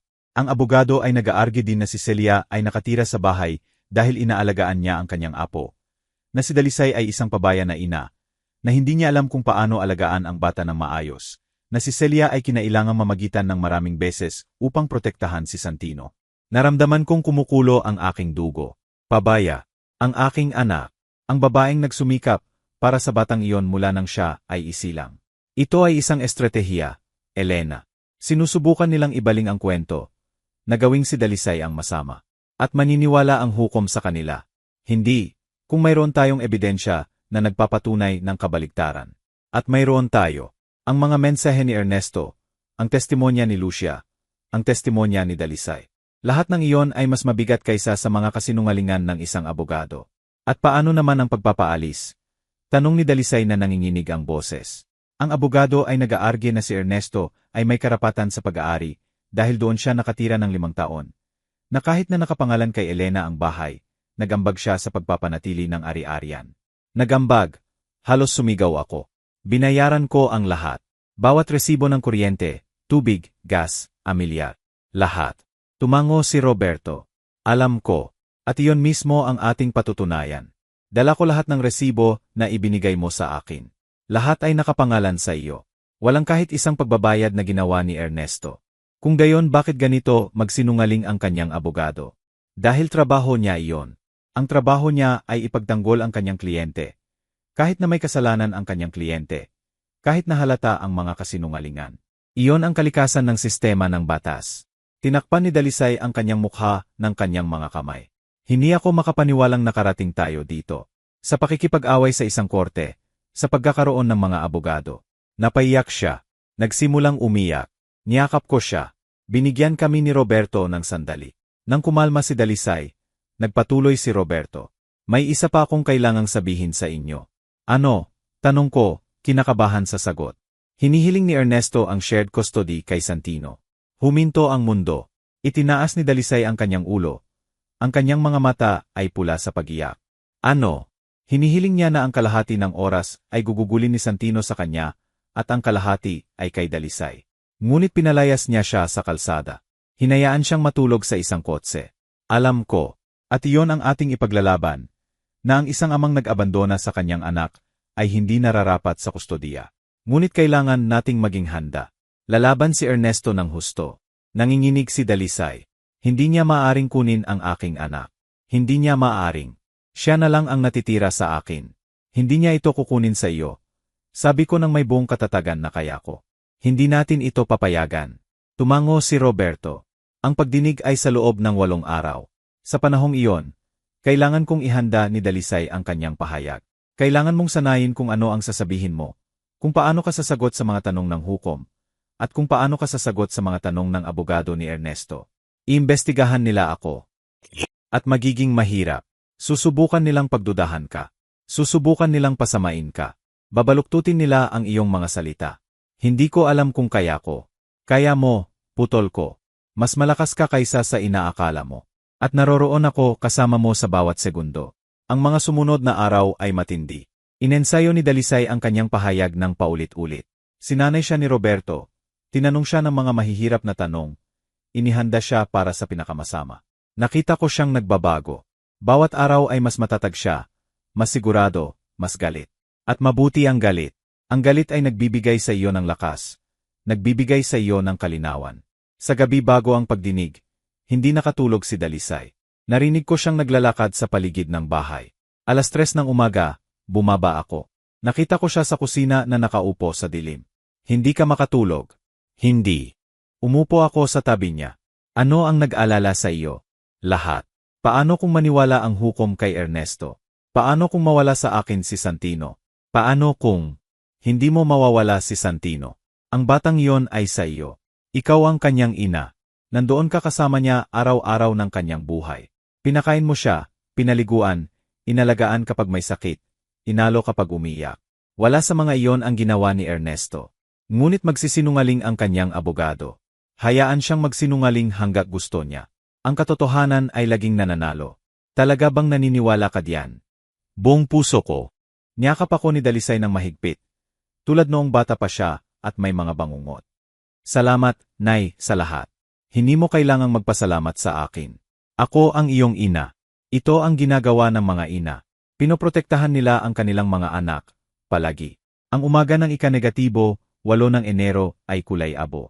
Mabibigat na ulap ang bumabalot sa langit. Amoy ulan. Nagsuot ako ng aking pinakamagandang itim na suit, formal. Nagsuot si Dalisay ng isang simpleng kulay abong damit. Walang kapansin-pansin. Sinabi sa amin ni Roberto na magsuot kami ng konserbatibo. Na dapat kaming makita ng hukom bilang mga seryoso, mapagkakatiwalaang tao. Naiwan si Santino sa aking kapitbahay muli. Nagpaalam si Dalisay sa kanya ng isang mahabang halik. Hindi maintindihan ng bata kung bakit seryoso ang kanyang ina. Nay, malungkot ka ba? Hindi, mahal ko. Kailangan ko lang ayusin ang ilang mahahalagang bagay. Ngunit babalik ako agad. Dadalan mo ako ng ice cream. Ngumiti si Dalisay, sa kabila ng lahat. Dadalan kita ng 2. Dumating kami sa korte 9:00 ng umaga. Ang gusali ay luma. Kulay abong mga dingding, mga pasilyo na amoy alikabok at lumang papel. Mga taong naghihintay sa mga kahoy na upuan, mga abogado na may mga portfolyo. Buong pamilya na nagkukumpulan sa mga pinto ng mga silid. Naghihintay sa amin si Roberto sa labas ng silid-aralan. 4. Handa na. Hindi, sabi ni Dalisay. Walang sinuman ang handa para dito, sagot ni Roberto. Ngunit handa ka ba? Alalahanin mo ang lahat ng ating pinraktis. Sumagot ng mahinahon. Huwag kang magpa-provoke. At sabihin ang katotohanan. Tanging ang katotohanan. Pumasok kami sa silid. At naroon sila. Si Ernesto na nakaupo sa isa sa mga upuan na may itim na suite. Ang buhok ay nakasuklay pa atras. Mukha siyang kinakabahan. Nang makita niya kaming pumasok, yumuko siya. Sa kanyang tabi, si Celia, nakasuot din ng itim, may madilim na salamin, na para bang nagluluksa. Nang makita niya kami, binigyan niya kami ng isang tingin na puno ng puot. Ang kanyang abogado ay isang matandang lalaki, kulay abong buhok, mamahaling suit, leader na maleta. Mukha siyang sigurado, mayabang. Umupo kami sa kabilang panig. Si Roberto sa gitna. Si Dalisay sa kanyang kanan. Ako sa kanyang kaliwa. Pumasok ang hukom. Isang lalaki na nasa mga 60 taong gulang. Puting buhok, salamin, seryosong ekspresyon. Ngunit hindi malupit. Magandang umaga. Nandito tayo para sa kaso bilang. At nagsimula ang labanan na magtatakda ng hinaharap ng aking anak at apo. Binuksan ng hukom ang folder sa harap niya. Sinuri ang ilang papeles. Ang katahimikan sa silid na iyon ay napakakapal na naririnig ko ang tibok ng aking sariling puso. Sige, sabi niya sa wakas, mayroon tayong 2 usapin sa pagdinig na ito. Una, ang demanda sa pagpapaalis na iniharap ni GNG. Elena Reyes laban kay G. Ernesto Ramirez at GNG. Celia Ramirez. Pangalawa, ang kahilingan para sa pansamantalang kustodiya at suporta sa pagkain para sa menor de edad na si Santino Ramirez. Tumingin siya kay Roberto. Ati, Mendoza, ikaw ang kumakatawan sa mga ginang na Reyes. Magsimula ka. Tumayo si Roberto, binuksan ang kanyang portfolyo. Kumuha ng isang kopya ng titulo ng bahay. Kagalang-galang, ang aking kliyente, si GNG, Elena Reyes, ay ang nag-isang legal na may-ari ng bahay na matatagpuan sa Calle Jacarandas, numero 342. Nakuha niya ang ari-arian na iyon 5 taon na ang nakalipas gamit ang kanyang sariling pondo. Ang titulo ay nakapangalan sa kanya, at siya ang nagbabayad ng lahat ng serbisyo at amilyar mula noon. Inilagay ni Roberto ang mga dokumento sa mesa ng hukom. Narito ang lahat ng mga patunay. 5 taon na mga resibo ng kuryente, tubig, gas at amilyar. Lahat ay nakapangalan kay GNG, Reyes. Walang kahit isang pagbabayad na ginawa ni G. Ernesto Ramirez. Tumayo ang abogado ni Ernesto. Kagalang-galang, ang aking kliyente ay nanirahan sa ari-arian na iyon ng 5 taon. Pinanatili niya ang bahay. Nag-ambag siya ng dituwiran. Nag-ambag ng dituwiran. Putol ni Roberto. Maaari bang ipakita ng iyong kliyente ang anumang invoice, anumang resibo, anumang patunay ng mga sinasabing pagpapabuti? Nagalinlangan ang abogado. Hindi itinago ng aking kliyente ang mga resibong iyon. Napakaginhawa, sabi ni Roberto. Kagalang-galang, malinaw ang batas. Ang ari-arian ay pag-aari ng kung sino ang may hawak ng mga titulo at nagbayad para sa pagpapanatili nito. Si G. Ramirez ay walang anumang legal na karapatan sa bahay na iyon. Tumango ang hukom. Naiintindihan ko. Ngunit bago ako magpasya sa pagpapaalis, kailangan kong marinig ang isa pang usapin. Ang kustodiya ng menor de edad at ang suporta sa pagkain. Dahil kung si G. Ramirez ay magkakaroon ng shared custody, kakailanganin niya ng isang lugar upang manirahan kasama ang bata. Kumirot ang aking tiyan. Lahat ay nakasalalay dito. Kung makuha ni Ernesto ang shared custody, maaring bigyan siya ng hukom ng oras upang maghanap ng ibang bahay. At iyon ay maaring maantala ang pagpapaalis ng ilang buwan. Ati, Mendoza, iharap mo ang iyong kaso sa kustodiya. Tumayo muli si Roberto. Kagalang-galang, ang aking kliyente, si Dalisay Reyes, ay pinalaya sa kanyang tahanan ng kanyang asawa, si G. Ernesto Ramirez, noong ika-14 na ng Disyembre ng kasalukuyang taon. Pinilit siyang umalis kasama ang kanyang menor de edad na anak ng walang anumang suporta. Natagpuan siyang natutulog sa kanyang sasakyan sa paradahan ng isang supermarket. Ito ay bumubuo ng pag-abandona sa tahanan at pag-abandona sa mga responsibilidad ng ama. Tumayo ang abogado ni Ernesto. Kasinungalingan iyan. Hindi kailanman pinalayas ng aking kliyente ang sinuman. Umalis si GNG, dalisay sa sarili niyang kagustuhan. Sa sarili niyang kagustuhan. Kinuha ni Roberto ang kanyang telepono. Kagalang-galang, mayroon akong mga text message dito na ipinadala ni G. Ramirez kay GNG, dalisay. Hinihiling ko ang pahintulot na basahin ang mga ito. Tumango ang hukom. Binasa ni Roberto ng malakas. Ika-negatibo, 14 na ng Disyembre. Sumulat si G. Ramirez. Kunin mo ang iyong mga gamit at umalis ka. Ayaw ko na sa iyo dito. Sumagot si GNG, dalisay. Saan ako pupunta kasama si Santino? At sumagot si G. Ramirez. Hindi ko iyon problema. Pumunta ka sa nanay mo. Tutal, palagi ka naman niyang sinusuportahan.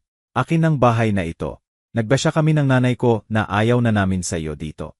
Kung hindi ka alis ng maayos, palalayasin ka namin ng pilit. Ang katahimikan sa silid ay ganap. Tiningnan ko si Ernesto.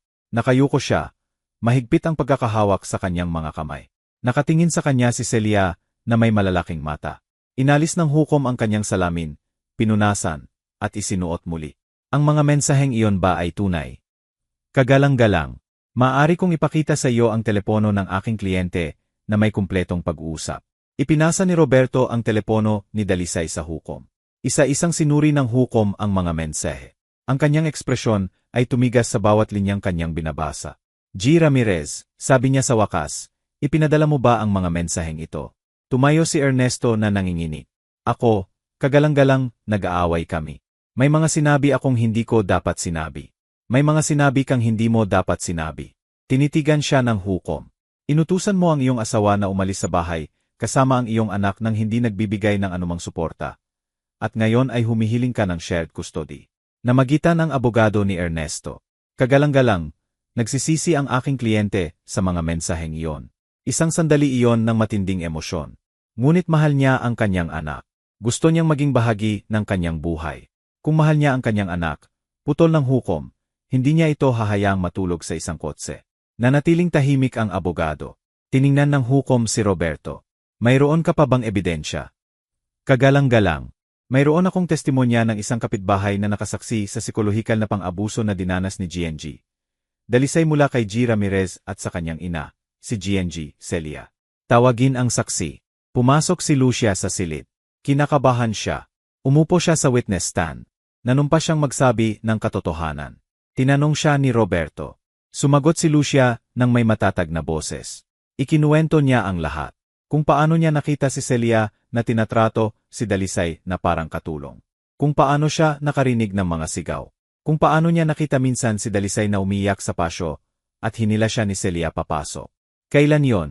Tanong ni Roberto. Noong Oktubre. Mga 3 buwan na ang nakalipas. At ano ang naisip mo nang makita mo yon? Naisip kong may napakasamang nangyayari. Ilang beses kong sinubukang kausapin si Dalisay pagkatapos noon. Ngunit palagi niya akong iniiwasan. O mas tama, hindi nila siya hinahayaang kausapin ako. Sinubukang siraan ng abogado ni Ernesto si Lucia. Ginang, kayo ni GNG, Dalisay ay magkaibigan, tama ba? Kami ay magkapitbahay at magkaibigan. Kung gayon ang iyong testimonya, ay may kinikilingan. Gusto mong tulungan ang iyong kaibigan. Gusto kong sabihin ang katotohanan. Sagot ni Lucia ng may katatagan. Nakita ko ang nakita ko. Narinig ko ang narinig ko. At ang nakita ko ay isang babaeng inaabuso sa sarili niyang bahay. Itinaas ng hukom ang kanyang kamay. Sapat na, ginang. Maaari ka nang umalis. Salamat sa iyong testimonya. Lumabas si Lucia sa silid. Binigyan niya ako ng isang tingin bago umalis. Isang tingin na nagsasabing, nagawa ko. Sana makatulong. Huminga ng malalim ang hukom. Mayroon pa ba, Ati Mendoza? Kagalang-galang. Gusto kong magpahayag ang aking kliyente. Si GNG, Dalisay Reyes. Tumayo si Dalisay. Naglakad ba tungo sa witness stand na nanginginig ang mga binti? Umupo siya. Nanumpa siyang magsabi ng katotohanan. Tinanong siya ni Roberto ng mga simpleng tanong sa simula. Gaano katagal siyang kasal? Kailan nagsimula ang pang-abuso? Ano ang ginagawa ni Celia sa bahay? Sinagot ni Dalisay ang lahat ng may malinaw na boses. Ikinuwento niya ang kanyang kwento. Walang palamuti, walang drama. Tanging ang katotohanan.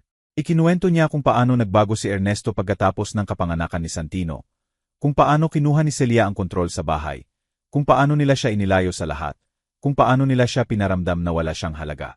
At habang nagsasalita siya, nakita ko ang isang bagay sa aking anak na hindi ko nakita sa loob ng maraming taon, dignidad. Pagkatapos ay turno na ng abogado ni Ernesto na imbestigahan siya. At ito ay brutal. GNG, Dalisay, nagtatrabaho ka ba? Nagtrabaho ako bilang guro. Ngunit hiniling sa akin ng aking asawa na magbitiw upang alagaan ang aming anak. Kung gayon, sinusuportahan ka ng iyong asawa sa pananalapi. At nakatira ka sa isang bahay na ibinigay sa iyo ng iyong ina nang hindi nagbabayad ng upa, nang hindi nagbabayad ng mga serbisyo. Ang aking ina ang nagbabayad ng mga serbisyo. Ngunit hindi ka nag-ambag ng anuman. Inalagaan ko ang aking anak. Inalagaan ko ang bahay. Nagluto ako, naglinis. Hindi iyon mga ambag sa pananalapi, ginang. Ang punto ko ay ganap kang umaasa sa iyong asawa at sa iyong ina. Sagot ni Dalisay. Umaasa ako sa kanila dahil kinumbinsi nila akong magbitiw sa aking trabaho. Nailayo ako sa aking mga kaibigan, na walang anumang kalayaan. At nang hindi na nila ako kailangan, itinapon nila akong parang basura. Napatigil ang abogado sa loob ng isang segundo. Wala nang mga tanong, bulong niya. Bumalik si Dalisay sa kanyang upuan. Nanginginig siya. Hinawakan ko ang kanyang kamay. Napakalamig nito. Napakagaling mo, bulong ko. Isinara ng hukom ang folder. Magkakaroon ako ng 30 minutong reses upang suriin ang lahat ng ebidensya. Kapag bumalik ako, ibibigay ko ang aking desisyon. Lumabas kami sa silid. Bumagsak si Dalisay sa aking mga bisig. Hindi ko alam kung kaya ko, kung tama ang sinabi ko. Sinabi mo ang katotohanan. At iyon lang ang mahalaga. Kumpiyansa si Roberto. Napakagaling mo, Dalisay. Nakita ng hukom ang mga mensahe. Narinig si Lucia. Narinig ka. Si Ernesto ay walang anumang depensa. Pagkatapos ng 30 minuto, pumasok kami muli. Nakaupo na ang hukom. Seryoso ang kanyang ekspresyon. Sinuri ko ang lahat ng ebidensya na iniharap at narating ko ang mga sumusunod na konklusyon. Ang aking puso ay tumibok ng napakalakas na akala ko lahat ay nakakarinig nito. Una, tungkol sa pagpapaalis. Si GNG, Elena Reyes ay ang nag-iisang legal na may-ari ng bahay. Nagharap siya ng matibay na ebidensya na binayaran niya ang pagpapanatili ng ari-arian sa loob ng 5 taon. Sina G. Ernesto Ramirez at GNG. Celia Ramirez ay walang anumang legal na karapatan sa nasabing ari-arian. Sa makatuwid, pinagbigyan ang pagpapaalis. Mayroon silang 30 araw upang lisanin ang bahay. Hinigpitan ni Dalisay ang aking kamay. Pangalawa, tungkol sa kustodya ng menor de edad na si Santino Ramirez. Pagkatapos suriin ang mga text message, ang testimonya ng kapitbahay at ang pahayag ni GNG. Dalisay, malinaw na inabandona ni G. Ernesto Ramirez ang kanyang mga responsibilidad bilang ama. Pinalayas niya ang kanyang asawa at anak sa kalsada nang walang anumang suporta. Ang pag-ugaling ito ay hindi katanggap-tanggap. Tiningnan ng hukom si Ernesto nang may katigasan. Sa makatuwid, ang buong kustodya ng menor de edad ay mananatili sa ina, si GNG, Dalisay Reyes. Si G. Ramirez ay magkakaroon ng karapatan sa mga pinangangasiwaang pagbisita 2 beses sa isang buwan sa isang neutral na lugar, at dapat siyang magbayad ng suporta sa pagkain na 12,000 buwan-buwan, retroactive sa ika-negatibo 14 na ng Disyembre. Tumayo si Ernesto. Kagalang-galang, hindi iyan makatarungan. Anak ko iyon. Umupo ka, G. Ramirez, sabi ng hukom ng may matatag na boses. Kung naisip mo ang iyong anak noong hinayaan mo siyang matulog sa isang kotse, hindi tayo narito.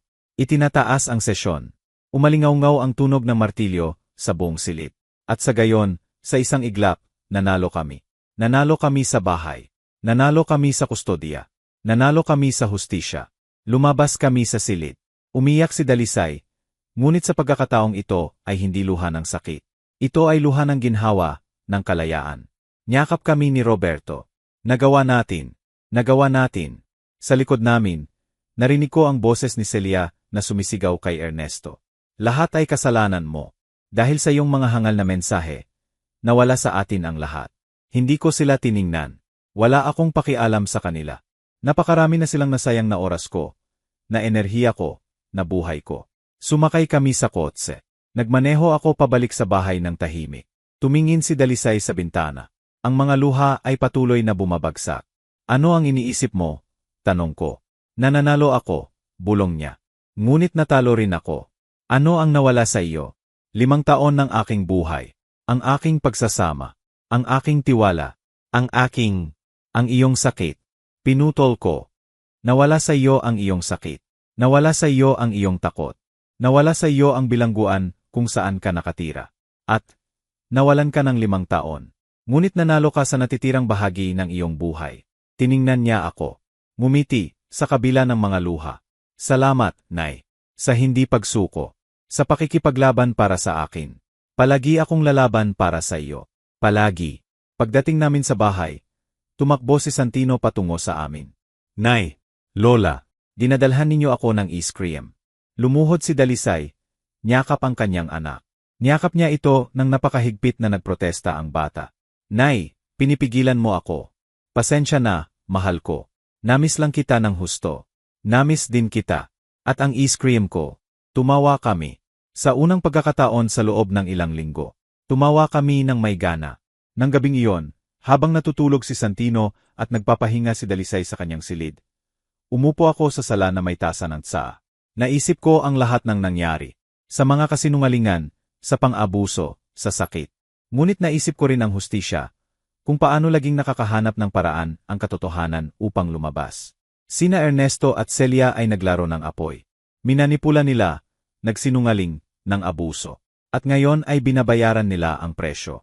Hindi dahil sa paghihiganti. Dahil sa mga kahihinatnan. Dahil bawat aksyon ay may kahihinatnan. At ang universo ay laging naniningil ng mga utang nito. Ang 30 araw na ibinigay ng hukom kina Ernesto at Celia upang lisanin ang bahay ay lumipas ng mas mabilis kaysa sa inaasahan ko. Sa panahong iyon, nagsimulang muling isilang si Dalisay. Nag-enroll siya sa isang programa sa pag-update para sa mga guro.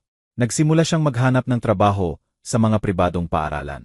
Nabawi niya ang kontak sa mga kaibigan na nawala sa kanya sa panahon ng kanyang pagsasama. At higit sa lahat, nabawi niya ang kanyang ngiti. Masaya si Santino. Hindi na siya nagtatanong tungkol sa kanyang ama. Naka-adjust na siya sa pamumuhay kasama ko. Ang kanyang silid ay puno ng mga laruan. Ang hardin ay kanyang kaharian. At bawat gabi, bago matulog, sinasabi niya sa akin, Lola, gusto kong tumira dito kasama mo. At ang aking puso ay napupuno ng liwanag. Noong ika-7 ng Pebrero, ang ika-29 na araw ng deadline, tinawagan ako ni Roberto. Elena, bukas ang deadline. Gusto mo bang sumama ako sa iyo upang suriin kung nakaalis na sila? Kailangan ko ng mga saksi. Magdadala ko ng isang judicial officer. Kung hindi pa sila nakaalis, maaari tayong magpatuloy sa pilit na pagpapaalis. Kinaumagahan, ika-8 ng Pebrero, nagmaneho ako patungo sa bahay. Ang aking bahay. Sinundan ako ni Roberto sa kanyang kotse kasama ang officer. Nagpasya si Dalisay na hindi sumama. Ayaw na niyang makita muli ang lugar na iyon. Hindi pa. Pagdating namin, ang una kong napansin ay ang truck ng paglilipat na nakaparada sa labas. Bukas ang pinto ng bahay. 2 lalaki ang nagbubuhat ng mga kahon at kasangkapan. Bumaba ako sa kotse, huminga ng malalim, at pumasok. Halos walang laman ang bahay. Ang mga dingding ay hubad, ang sahig ay marumi. Amoy alikabok at pag-abandona. Nasa sala si Celia na nangangasiwa sa mga kargador. Nang makita niya ako, ang kanyang mukha ay pumilipit sa isang ngiwi ng puot. Nandito ka para magyabang, hindi ba? Nandito ako para suriin kung sinusunod mo ang utos ng hukom. Aalis na kami. Masaya ka na ba? Nasaan si Ernesto? Nasa kanyang silid na nag-iimpake. Umakyat ako. Mabilis ang tibok ng aking puso. Hindi ko alam kung ano ang asahan. Natagpuan ko si Ernesto sa pangunahing silid. Nagliligpit siya ng damit sa isang maleta. Mukha siyang payat. Pumayat siya. Mayroon siyang malalalim na maitim na bilog sa ilalim ng kanyang mga mata. Magulo ang buhok. Nang makita niya ako, huminto siya. Ginang Elena, ayaw kong marinig ang iyong mga dahilan. Ernesto, nandito lang ako para tiyakin na alis ka. Yumuko siya. Hindi ko kailanman gustong umabot sa ganito ang mga bagay. Ngunit umabot dahil sa iyong mga desisyon, sa iyong kaduwagan, sa pagpayag na kontrolin ng iyong ina ang iyong buhay at sirain ang iyong pagsasama. Ako, minahal ko si Dalisay. Tumawa ako. Isang tuyong tawa, walang katatawanan. Kung ganyan ka magmahal, ayaw kong isipin kung paano ka mapuot. Nagkamali ako. Hindi ka nagkamali. Gumawa ka ng mga desisyon. Nagpasya kang ipahiya ang aking anak. Nagbasya kang ilayo siya.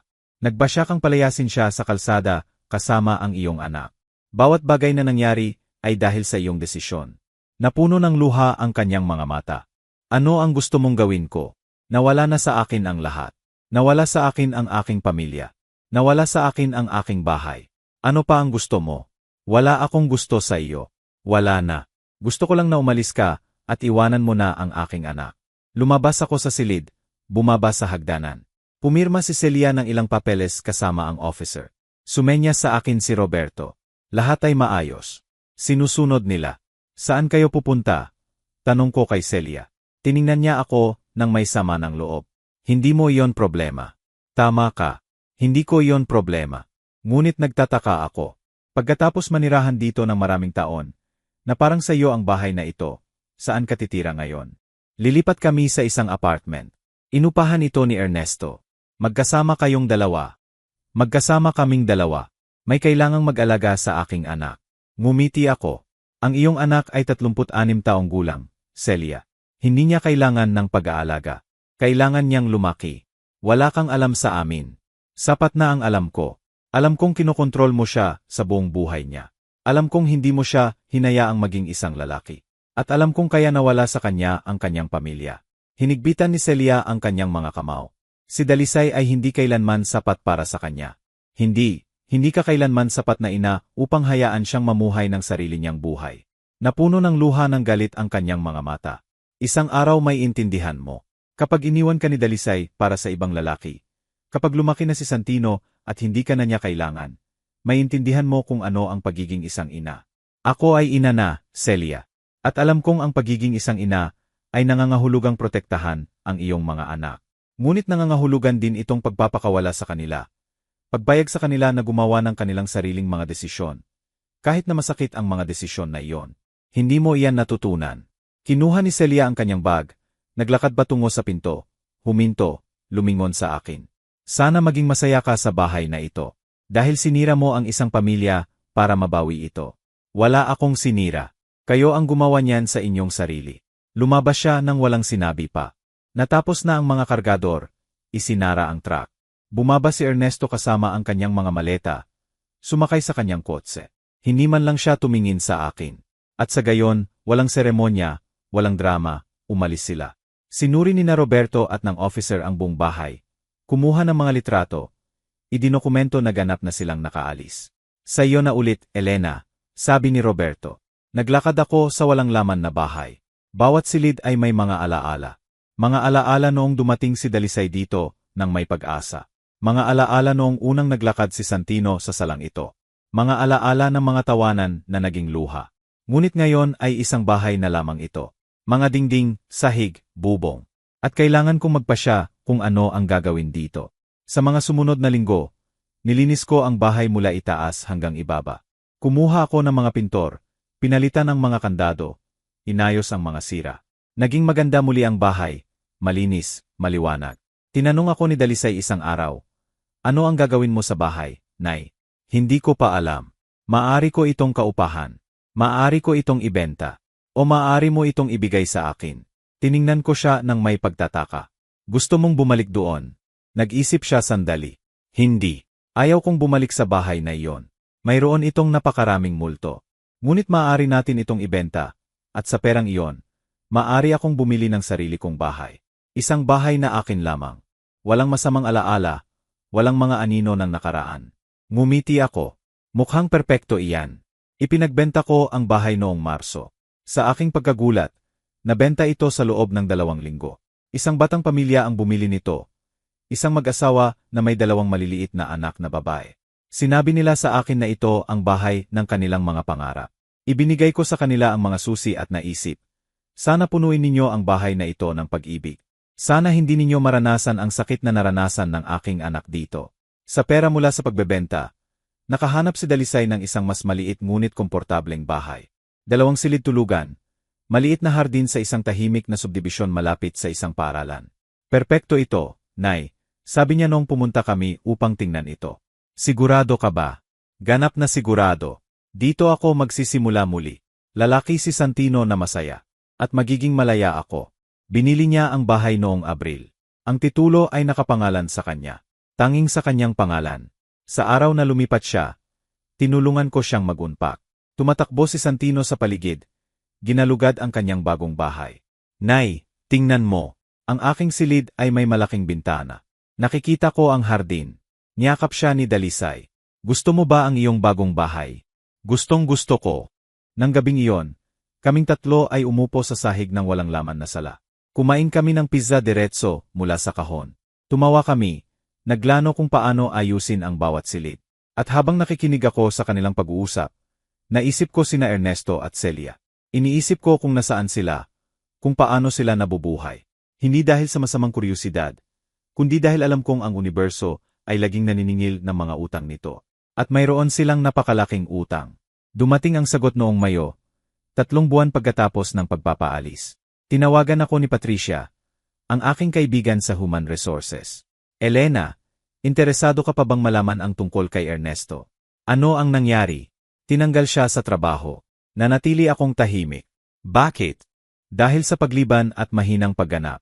Tila, mula nang magsimula ang legal na problema sa iyo, bumagsak ang kanyang trabaho. Huli siyang dumarating, hindi tinatapos ang kanyang mga proyekto. Palagi siyang distracted. Binigyan siya ng ilang babala, at sa wakas, 2 linggo na ang nakalipas, tinanggal siya. At ano ang gagawin niya ngayon? Hindi ko alam. Ngunit narinig ko na nakatira siya sa kanyang ina sa isang maliit na apartment. At sinusuportahan siya ng pensyon ng kanyang ina. Isang bahagi sa akin ang nakaramdam ng awa. Ngunit isang napakaliit na bahagi lamang. Dahil itinayo ni Ernesto ang kanyang sariling bilangguan. Ladrilyo sa ladrilyo, desisyon sa desisyon. At ngayon ay naninirahan siya dito. Noong Hunyo, nakahanap ng trabaho si Dalisay. Isang pribadong paalan ang kumuha sa kanya bilang guro sa elementarya. Masaya siya, nasasabi. Bumalik ako sa dati kong sarili bago ko nakilala si Ernesto. Isang hapon, habang nagkakape kami sa kanyang bagong bahay, may sinabi siya sa akin na nagpagulat sa akin. Alam mo ba kung ano ang pinaka-ironic sa lahat ng ito, Nay? Ano? Palaging sinasabi ni Ernesto na hindi ako mabubuhay nang wala siya, na umaasa ako sa kanya, na wala ako kung wala siya. At lumalabas na siya ang hindi mabubuhay nang wala ang kanyang ina. Siya ang nawalan ng trabaho, ng bahay, ng pamilya. At ako, mas mabuti ako kaysa dati. Ngumiti ako. Iyan ang pinakamatamis na hustisya. Ang hindi mo kailangang hanapin. Ang kusang dumarating. Pumasok si Santino sa kusina na tumatakbo. Nay, tingnan mo ang idinrawing ko sa paaralan. Ito ay isang drawing ng isang bahay na may malalaking bintana, isang hardin, at 3 figura, isang babae, isang bata, at isang matandang babae. Sino sila? Tanong ni Dalisay. Kami iyon. Ikaw, ako, at si Lola. Niyakap siya ni Dalisay. Ito ang pinakamagandang drawing na nakita ko sa buong buhay ko. At ito nga, dahil ito ay isang drawing ng isang pamilya. Hindi perpekto, ngunit masaya. Malaya. Payapa. Nang gabing iyon, habang nagmamaneho ako pabalik sa aking bahay, naisip ko ang lahat ng nangyari sa mga buwang ito. Naisip ko ang sakit, ang mga luha, ang mga gabing walang tulog, ang galit, ang takot. Ngunit naisip ko rin ang tagumpay, ang hustisya, ang kalayaan. At naiintindihan ko ang isang malalim na bagay. Ang karma ay hindi paghihiganti. Ang karma ay kahihinatnan. Hindi nagbayad sina Ernesto at Celia dahil pinarusahan ko sila. Nagbayad sila dahil sinira sila ng kanilang sariling mga aksyon. Ang kasinungalingan ay laging nabubunyag. Ang pang-abuso ay laging pinagbabayaran. Ang kalupitan ay laging bumabalik. Hindi dahil malupit ang Diyos o ang universo, kundi dahil ang buhay ay makatarungan. Napaka-makatarungan. At minsan, ang pinakamagandang paghihiganti ay hindi gumawa ng anuman. Ito ay simpleng mabuhay ng maayos. Habang nabubuhay sila sa mga kahihinatnan ng kanilang mga desisyon. Halos 12 buwan na ang nakalipas mula noong Sabadong iyon sa paradahan ng supermarket. 12 buwan mula nang makita ko ang aking anak na natutulog sa kanyang kotse kasama ang aking apo. 12 buwan na nagbago ng aming mga buhay magpakailanman. Disyembre na naman ngayon. Ang hangin ay amoy ponche at tamales. Ang mga kalye ay puno ng mga ilaw ng Pasko. At nakaupo ako sa sala ni Dalisay. Pinapanood kung paano pinalamutyan ni Santino ang Christmas tree na may walang katapusang enerhiya na tanging mayroon ang mga 6 taong gulang na bata. Lola, dito ba ang bombilya na ito o doon? Saan mo man gusto, mahal ko. Iyo iyan na puno. Lumabas si Dalisay sa kusina na may dalang isang tray ng mga bagong lutong cookies. Mukha siyang nagliliwanag. Ang kanyang buhok ay kumikinang. May kulay sa kanyang mga pisngi. Tumaas ang kanyang timbang. Mukha siyang malusog. Mukha siyang masaya. Umupo siya sa tabi ko sa sofa. Ano ang iniisip mo, Nay? Sa lahat ng nangyari sa taong ito. Ako rin. Nanatili kaming tahimik sandali. Isang komportableng katahimikan. Isa sa mga umiiral lamang sa pagitan ng mga ina at anak na babae na lumaban sa mga labanan ng magkasama. Alam mo ba kung anong araw ngayon? Tanong ni Dalisay sa akin. Ika-21 ng Disyembre. Eksaktong 1 taon na ang nakalipas. Naghahanda ako para sa pinakamasamang 2 linggo ng aking buhay. Nakatira pa rin ako sa bahay na iyon. Tinitiis ko pa rin si Celia. Naniniwala pa rin akong wala akong labasan. At tingnan mo kung nasaan ka ngayon. Ngumiti siya. Sa sarili kong bahay. Sa aking trabaho. Sa aking anak. Sa kapayapaan. May narinig ka ba mula kay Ernesto? Tumango si Dalisay. Tumatawag siya paminsan-minsan para kausapin si Santino. Ngunit halos ayaw nang makipag-usap sa kanya ng bata. At ang mga pinangangasiwaang pagbisita, 2 lang ang pinuntahan niya. Sa unang 2 inutos ng hukom. Pagkatapos ay tumigil na siya sa pagpunta. Palagi siyang may mga dahilan. Na naghahanap siya ng trabaho, na wala siyang pera para sa gasolina, na masama ang pakiramdam niya. At ang suporta, nagbabayad siya ng huli, ngunit nagbabayad siya. Sa tingin ko ang ina niya ang nagbibigay sa kanya ng pera. Dahil ayon kay Patricia, wala pa rin siyang nakukuhang trabaho. Naisip ko si Ernesto, ang lalaking dati kong pinaniniwalaan na magiging isang mabuting asawa para sa aking anak. Ang lalaking naging napakahina na hinayaan niyang sirain ng kanyang ina ang kanyang pamilya. Nagsisisi ka ba minsan? Tanong ko sa kanya. Sa pagpapakasal sa kanya. Sa paggawala ng 5 taon. Nag-isip si Dalisay. Talagang nag-isip. Sa simula. Nagsisisi ako araw-araw. Iniisip ko ang lahat ng maaari kong ginawa ng iba. Sa lahat ng mga senyales na binaliwala ko. Sa lahat ng oras na nasayang. At ngayon, naiintindihan ko na kailangan ang 5 taon na iyon. Dahil itinuro nila sa akin kung sino ang ayaw kong maging. Itinuro nila sa akin kung ano ang hindi ko na kailanman papayagan. At higit sa lahat, ibinigay nila sa akin si Santino. Tiningnan namin ang bata. Kumakanta siya ng isang karol habang nagsasabit ng isang pulang bola sa puno. Sulit siya sa lahat ng sakit, sabi ni Dalisay. Bawat luha, bawat kahihiyan, bawat gabi ng takot. Sulit ito dahil ngayon ay mayroon akong anak at malaya ako. Niyakap ko siya. Proud ako sa iyo. Bakit? Ikaw ang lumaban para sa akin. Ikaw ang nagligtas sa akin. Hindi, anak. Tinulungan lang kita. Ikaw ang may lakas ng loob na magpahayag sa harap ng isang hukom. Ikaw ang bumangon pagkatapos bumagsak. Iniligtas mo ang iyong sarili. Tumulo ang mga luha sa kanyang mga pisngi. Ngunit mabubuting luha ang mga ito. Mga luha ng paggaling. Salamat, Nay, sa hindi pagtigil sa paniniwala sa akin. Kahit na tumigil na akong maniwala sa aking sarili. Tumakbo si Santino patungo sa amin. Nay, Lola, handa na ang puno. Ilalagay na ba natin ang mga regalo? Hindi pa, mahal ko. Ang mga regalo ay inilalagay sa Noche Buena. Ang tagal pa. 3 araw lang. Ang tagal niyan. Tumawa kami. At sa sandaling iyon, sa ibinahaging tawanan na iyon, naiintindihan ko ang isang malalim na bagay. Ang kaligayahan ay hindi ang kawalan ng sakit. Ang kaligayahan ay ang iyong itinatayo pagkatapos ng sakit. Nawalan si Dalisay ng 5 taon. Nawalan siya ng isang pagsasama. Nawalan ng kanyang tiwala. Nawalan ng kanyang trabaho. Ngunit nanalo siya ng kanyang kalayaan. Nanalo ng kanyang dignidad. Nanalo ng kanyang anak. At nanalo ng kanyang hinahara. At iyon ay mas mahalaga kaysa sa anumang bagay na nawala sa kanya. Nang gabing iyon, pagkatapos patulugin si Santino, umupo kami ni Dalisay sa kanyang maliit na pasyo sa likod. Ang langit ay puno ng mga bituin. Malamig, ngunit hindi masyado. Maaari ba akong magtanong sa iyo, Nay? Siyempre. Paano mo nalaman na kailangan mong lumaban? Paano mo nalaman na hindi ka dapat sumuko? Naisip ko ang kanyang tanong. Isang magandang tanong. Dahil ikaw ang aking anak. At hindi sumusuko ang mga ina sa kanilang mga anak. Kailanman. Ngunit dahil din nakita ko sa iyong mga mata ng araw na iyon sa paradahan na wala ka ng lakas upang lumaban para sa iyong sarili. Kaya kinailangan kong lumaban para sa ating dalawa.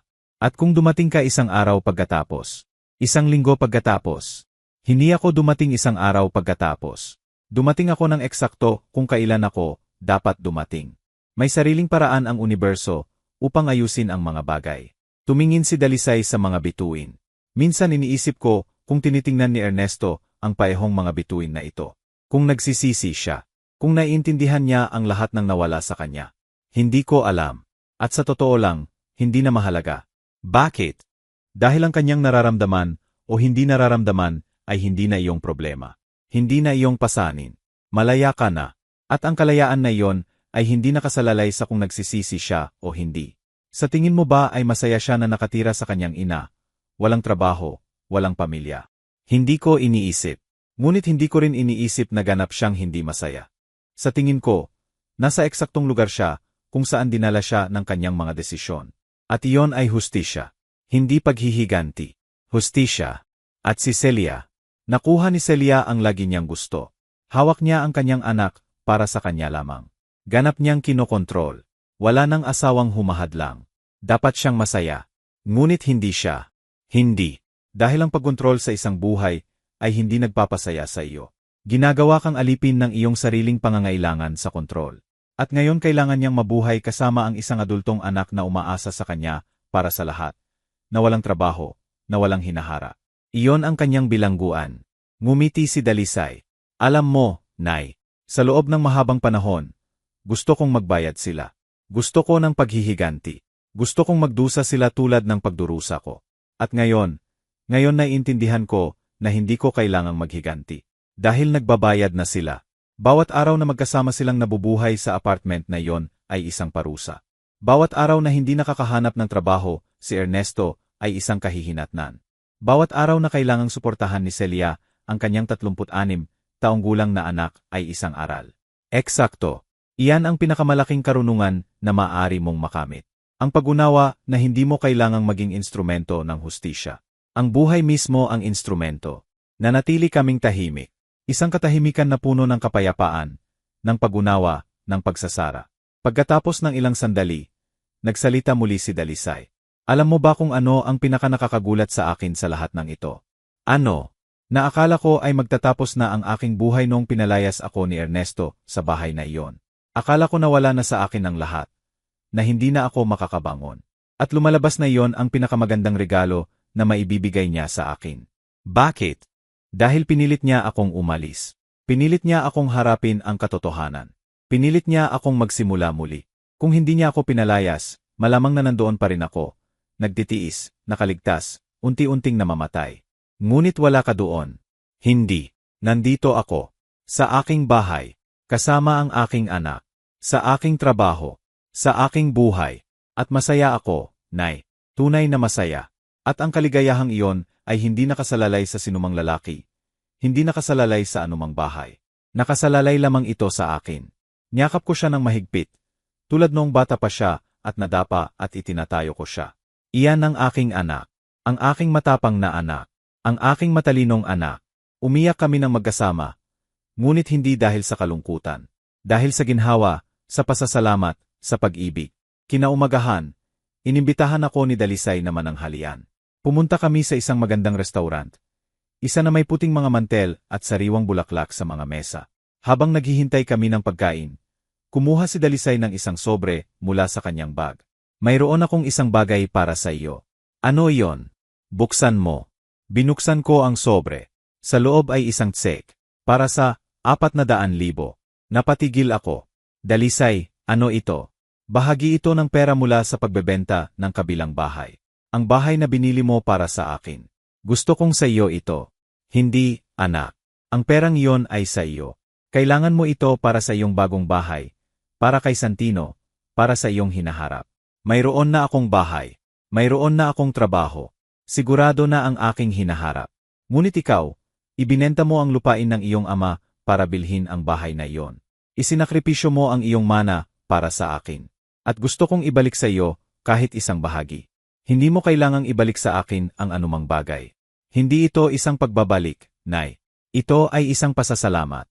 Sa pakikipaglaban para sa akin, sa pagligtas sa akin, sa pagmamahal sa akin, kahit na hindi ko minahal ang aking sarili. Naging malabo ang aking paningin dahil sa mga luha. Dalisay, pakiusap. Nay, tanggapin mo ito. Magiging napakasaya ko. Hinawakan ko ang tseke, tiningnan ito, at naiintindihan kong hindi lamang ito pera. Ito ay isang simbolo. Isang simbolo na bumangon ang aking anak, na hindi na siya umaasa sa sinuman, na kaya niyang alagaan ang kanyang sarili. At kaya niya rin akong alagaan. Salamat, anak. Ngunit sa isang kondisyon. Ano iyon? Nagamitin mo ito para sa mga bakasyon na kailangan mo. Dalhin mo si Santino sa beach. Magpahinga kayo, mag-enjoy, mabuhay. Ngumiti siya. Deal. Nag-toast kami gamit ang aming mga baso ng pineapple juice para sa mga bagong simula. Para sa mga pangalawang pagkakataon. Para sa pag-ibig na nagligtas sa amin. Ngayon, habang isinusulat ko ang kwentong ito sa aking isipan, habang binabalikan ko ang bawat sandali, bawat luha, bawat tagumpay, naiintindihan kong kailangan talagang mangyari ang lahat ng eksakto kung paano ito nangyari. Dahil kung dumating ako isang araw bago o isang araw pagkatapos sa paradahan, marahil ay nakakulong pa rin si Dalisay. Kung hindi ko itinago ang lahat ng resibo ng bahay, hindi namin mapapatunayan ang anumang bagay. Kung hindi naging napakagaling na abogado si Roberto, natalo sana kami. Bawat piraso ay kailangang mahulog sa kanyang lugar. At nahulog ito. Ngayon, 12 buwan pagkatapos, malaya na ang aking anak, masaya ang aking apo, at maaari akong matulog ng payapa na alam kong ipinagtanggol ko ang aking pamilya noong kailangan nila ito. Ano ang nangyari kina Ernesto at Celia? Hindi ko alam ng may katiyakan. At wala na akong pakialam. Narinig kong magkasama pa rin silang nakatira, na wala pa rin siyang trabaho, na sinusuportahan siya ng kanyang ina, na palagi silang nag-aaway. Minsan tinawag niya akong baliw. Minsan sinabi ni Celia sa akin na sinira ko ang isang pamilya. Ngunit ilang taon pagkatapos, kapag naiisip ko sila, 2 tao lamang ang nakikita ko na nakakulong sa bilangguan na sila mismo ang nagtayo. Ang buhay ay laging naniningil ng mga utang nito. At ako ay may anak na bumalik sa akin. Mayroon akong apo na tumatawa sa aking hardin. Mayroon akong kapayapaan na alam kong tama ang aking ginawa. Kung ang aking kwento ay makakatulong sa isang babae na buksan ang kanyang mga mata, kung makapagbibigay ito ng lakas ng loob sa isang ina upang ipagdanggol ang kanyang anak, kung makakapagligtas ito sa isang pamilya mula sa pagkawasak, kung dayon ay sulit ang bawat luha, bawat gabing walang tulog, bawat sandali ng takot. Dahil sa huli, ang pag-ibig ay laging nananalo, ang katotohanan ay laging lumalabas, at ang hustisya ay laging dumarating. Minsan huli, ngunit laging dumarating. Ako si Elena Reyes, 59 taong gulang, at ito ang kwento kung paano namin nabawi ng aking anak ang aming dignidad, ang aming kalayaan, at ang aming hinahara. Salamat sa pakikinig hanggang sa huli. Kung naantig ng kwentong ito ang iyong puso, mag-subscribe at i-activate ang bell para makarinig ng mas maraming kwento ng mga babaeng ginawang karunungan ang kanilang sakit. Bawat araw, isang babae, isang aral sa buhay. Ibahagi ang kwentong ito sa isang taong mahal mo. Minsan, ang isang kwentong tulad nito ay maaring magbago ng isang buong araw. Pagpalain ka ng Diyos, at hanggang sa muli.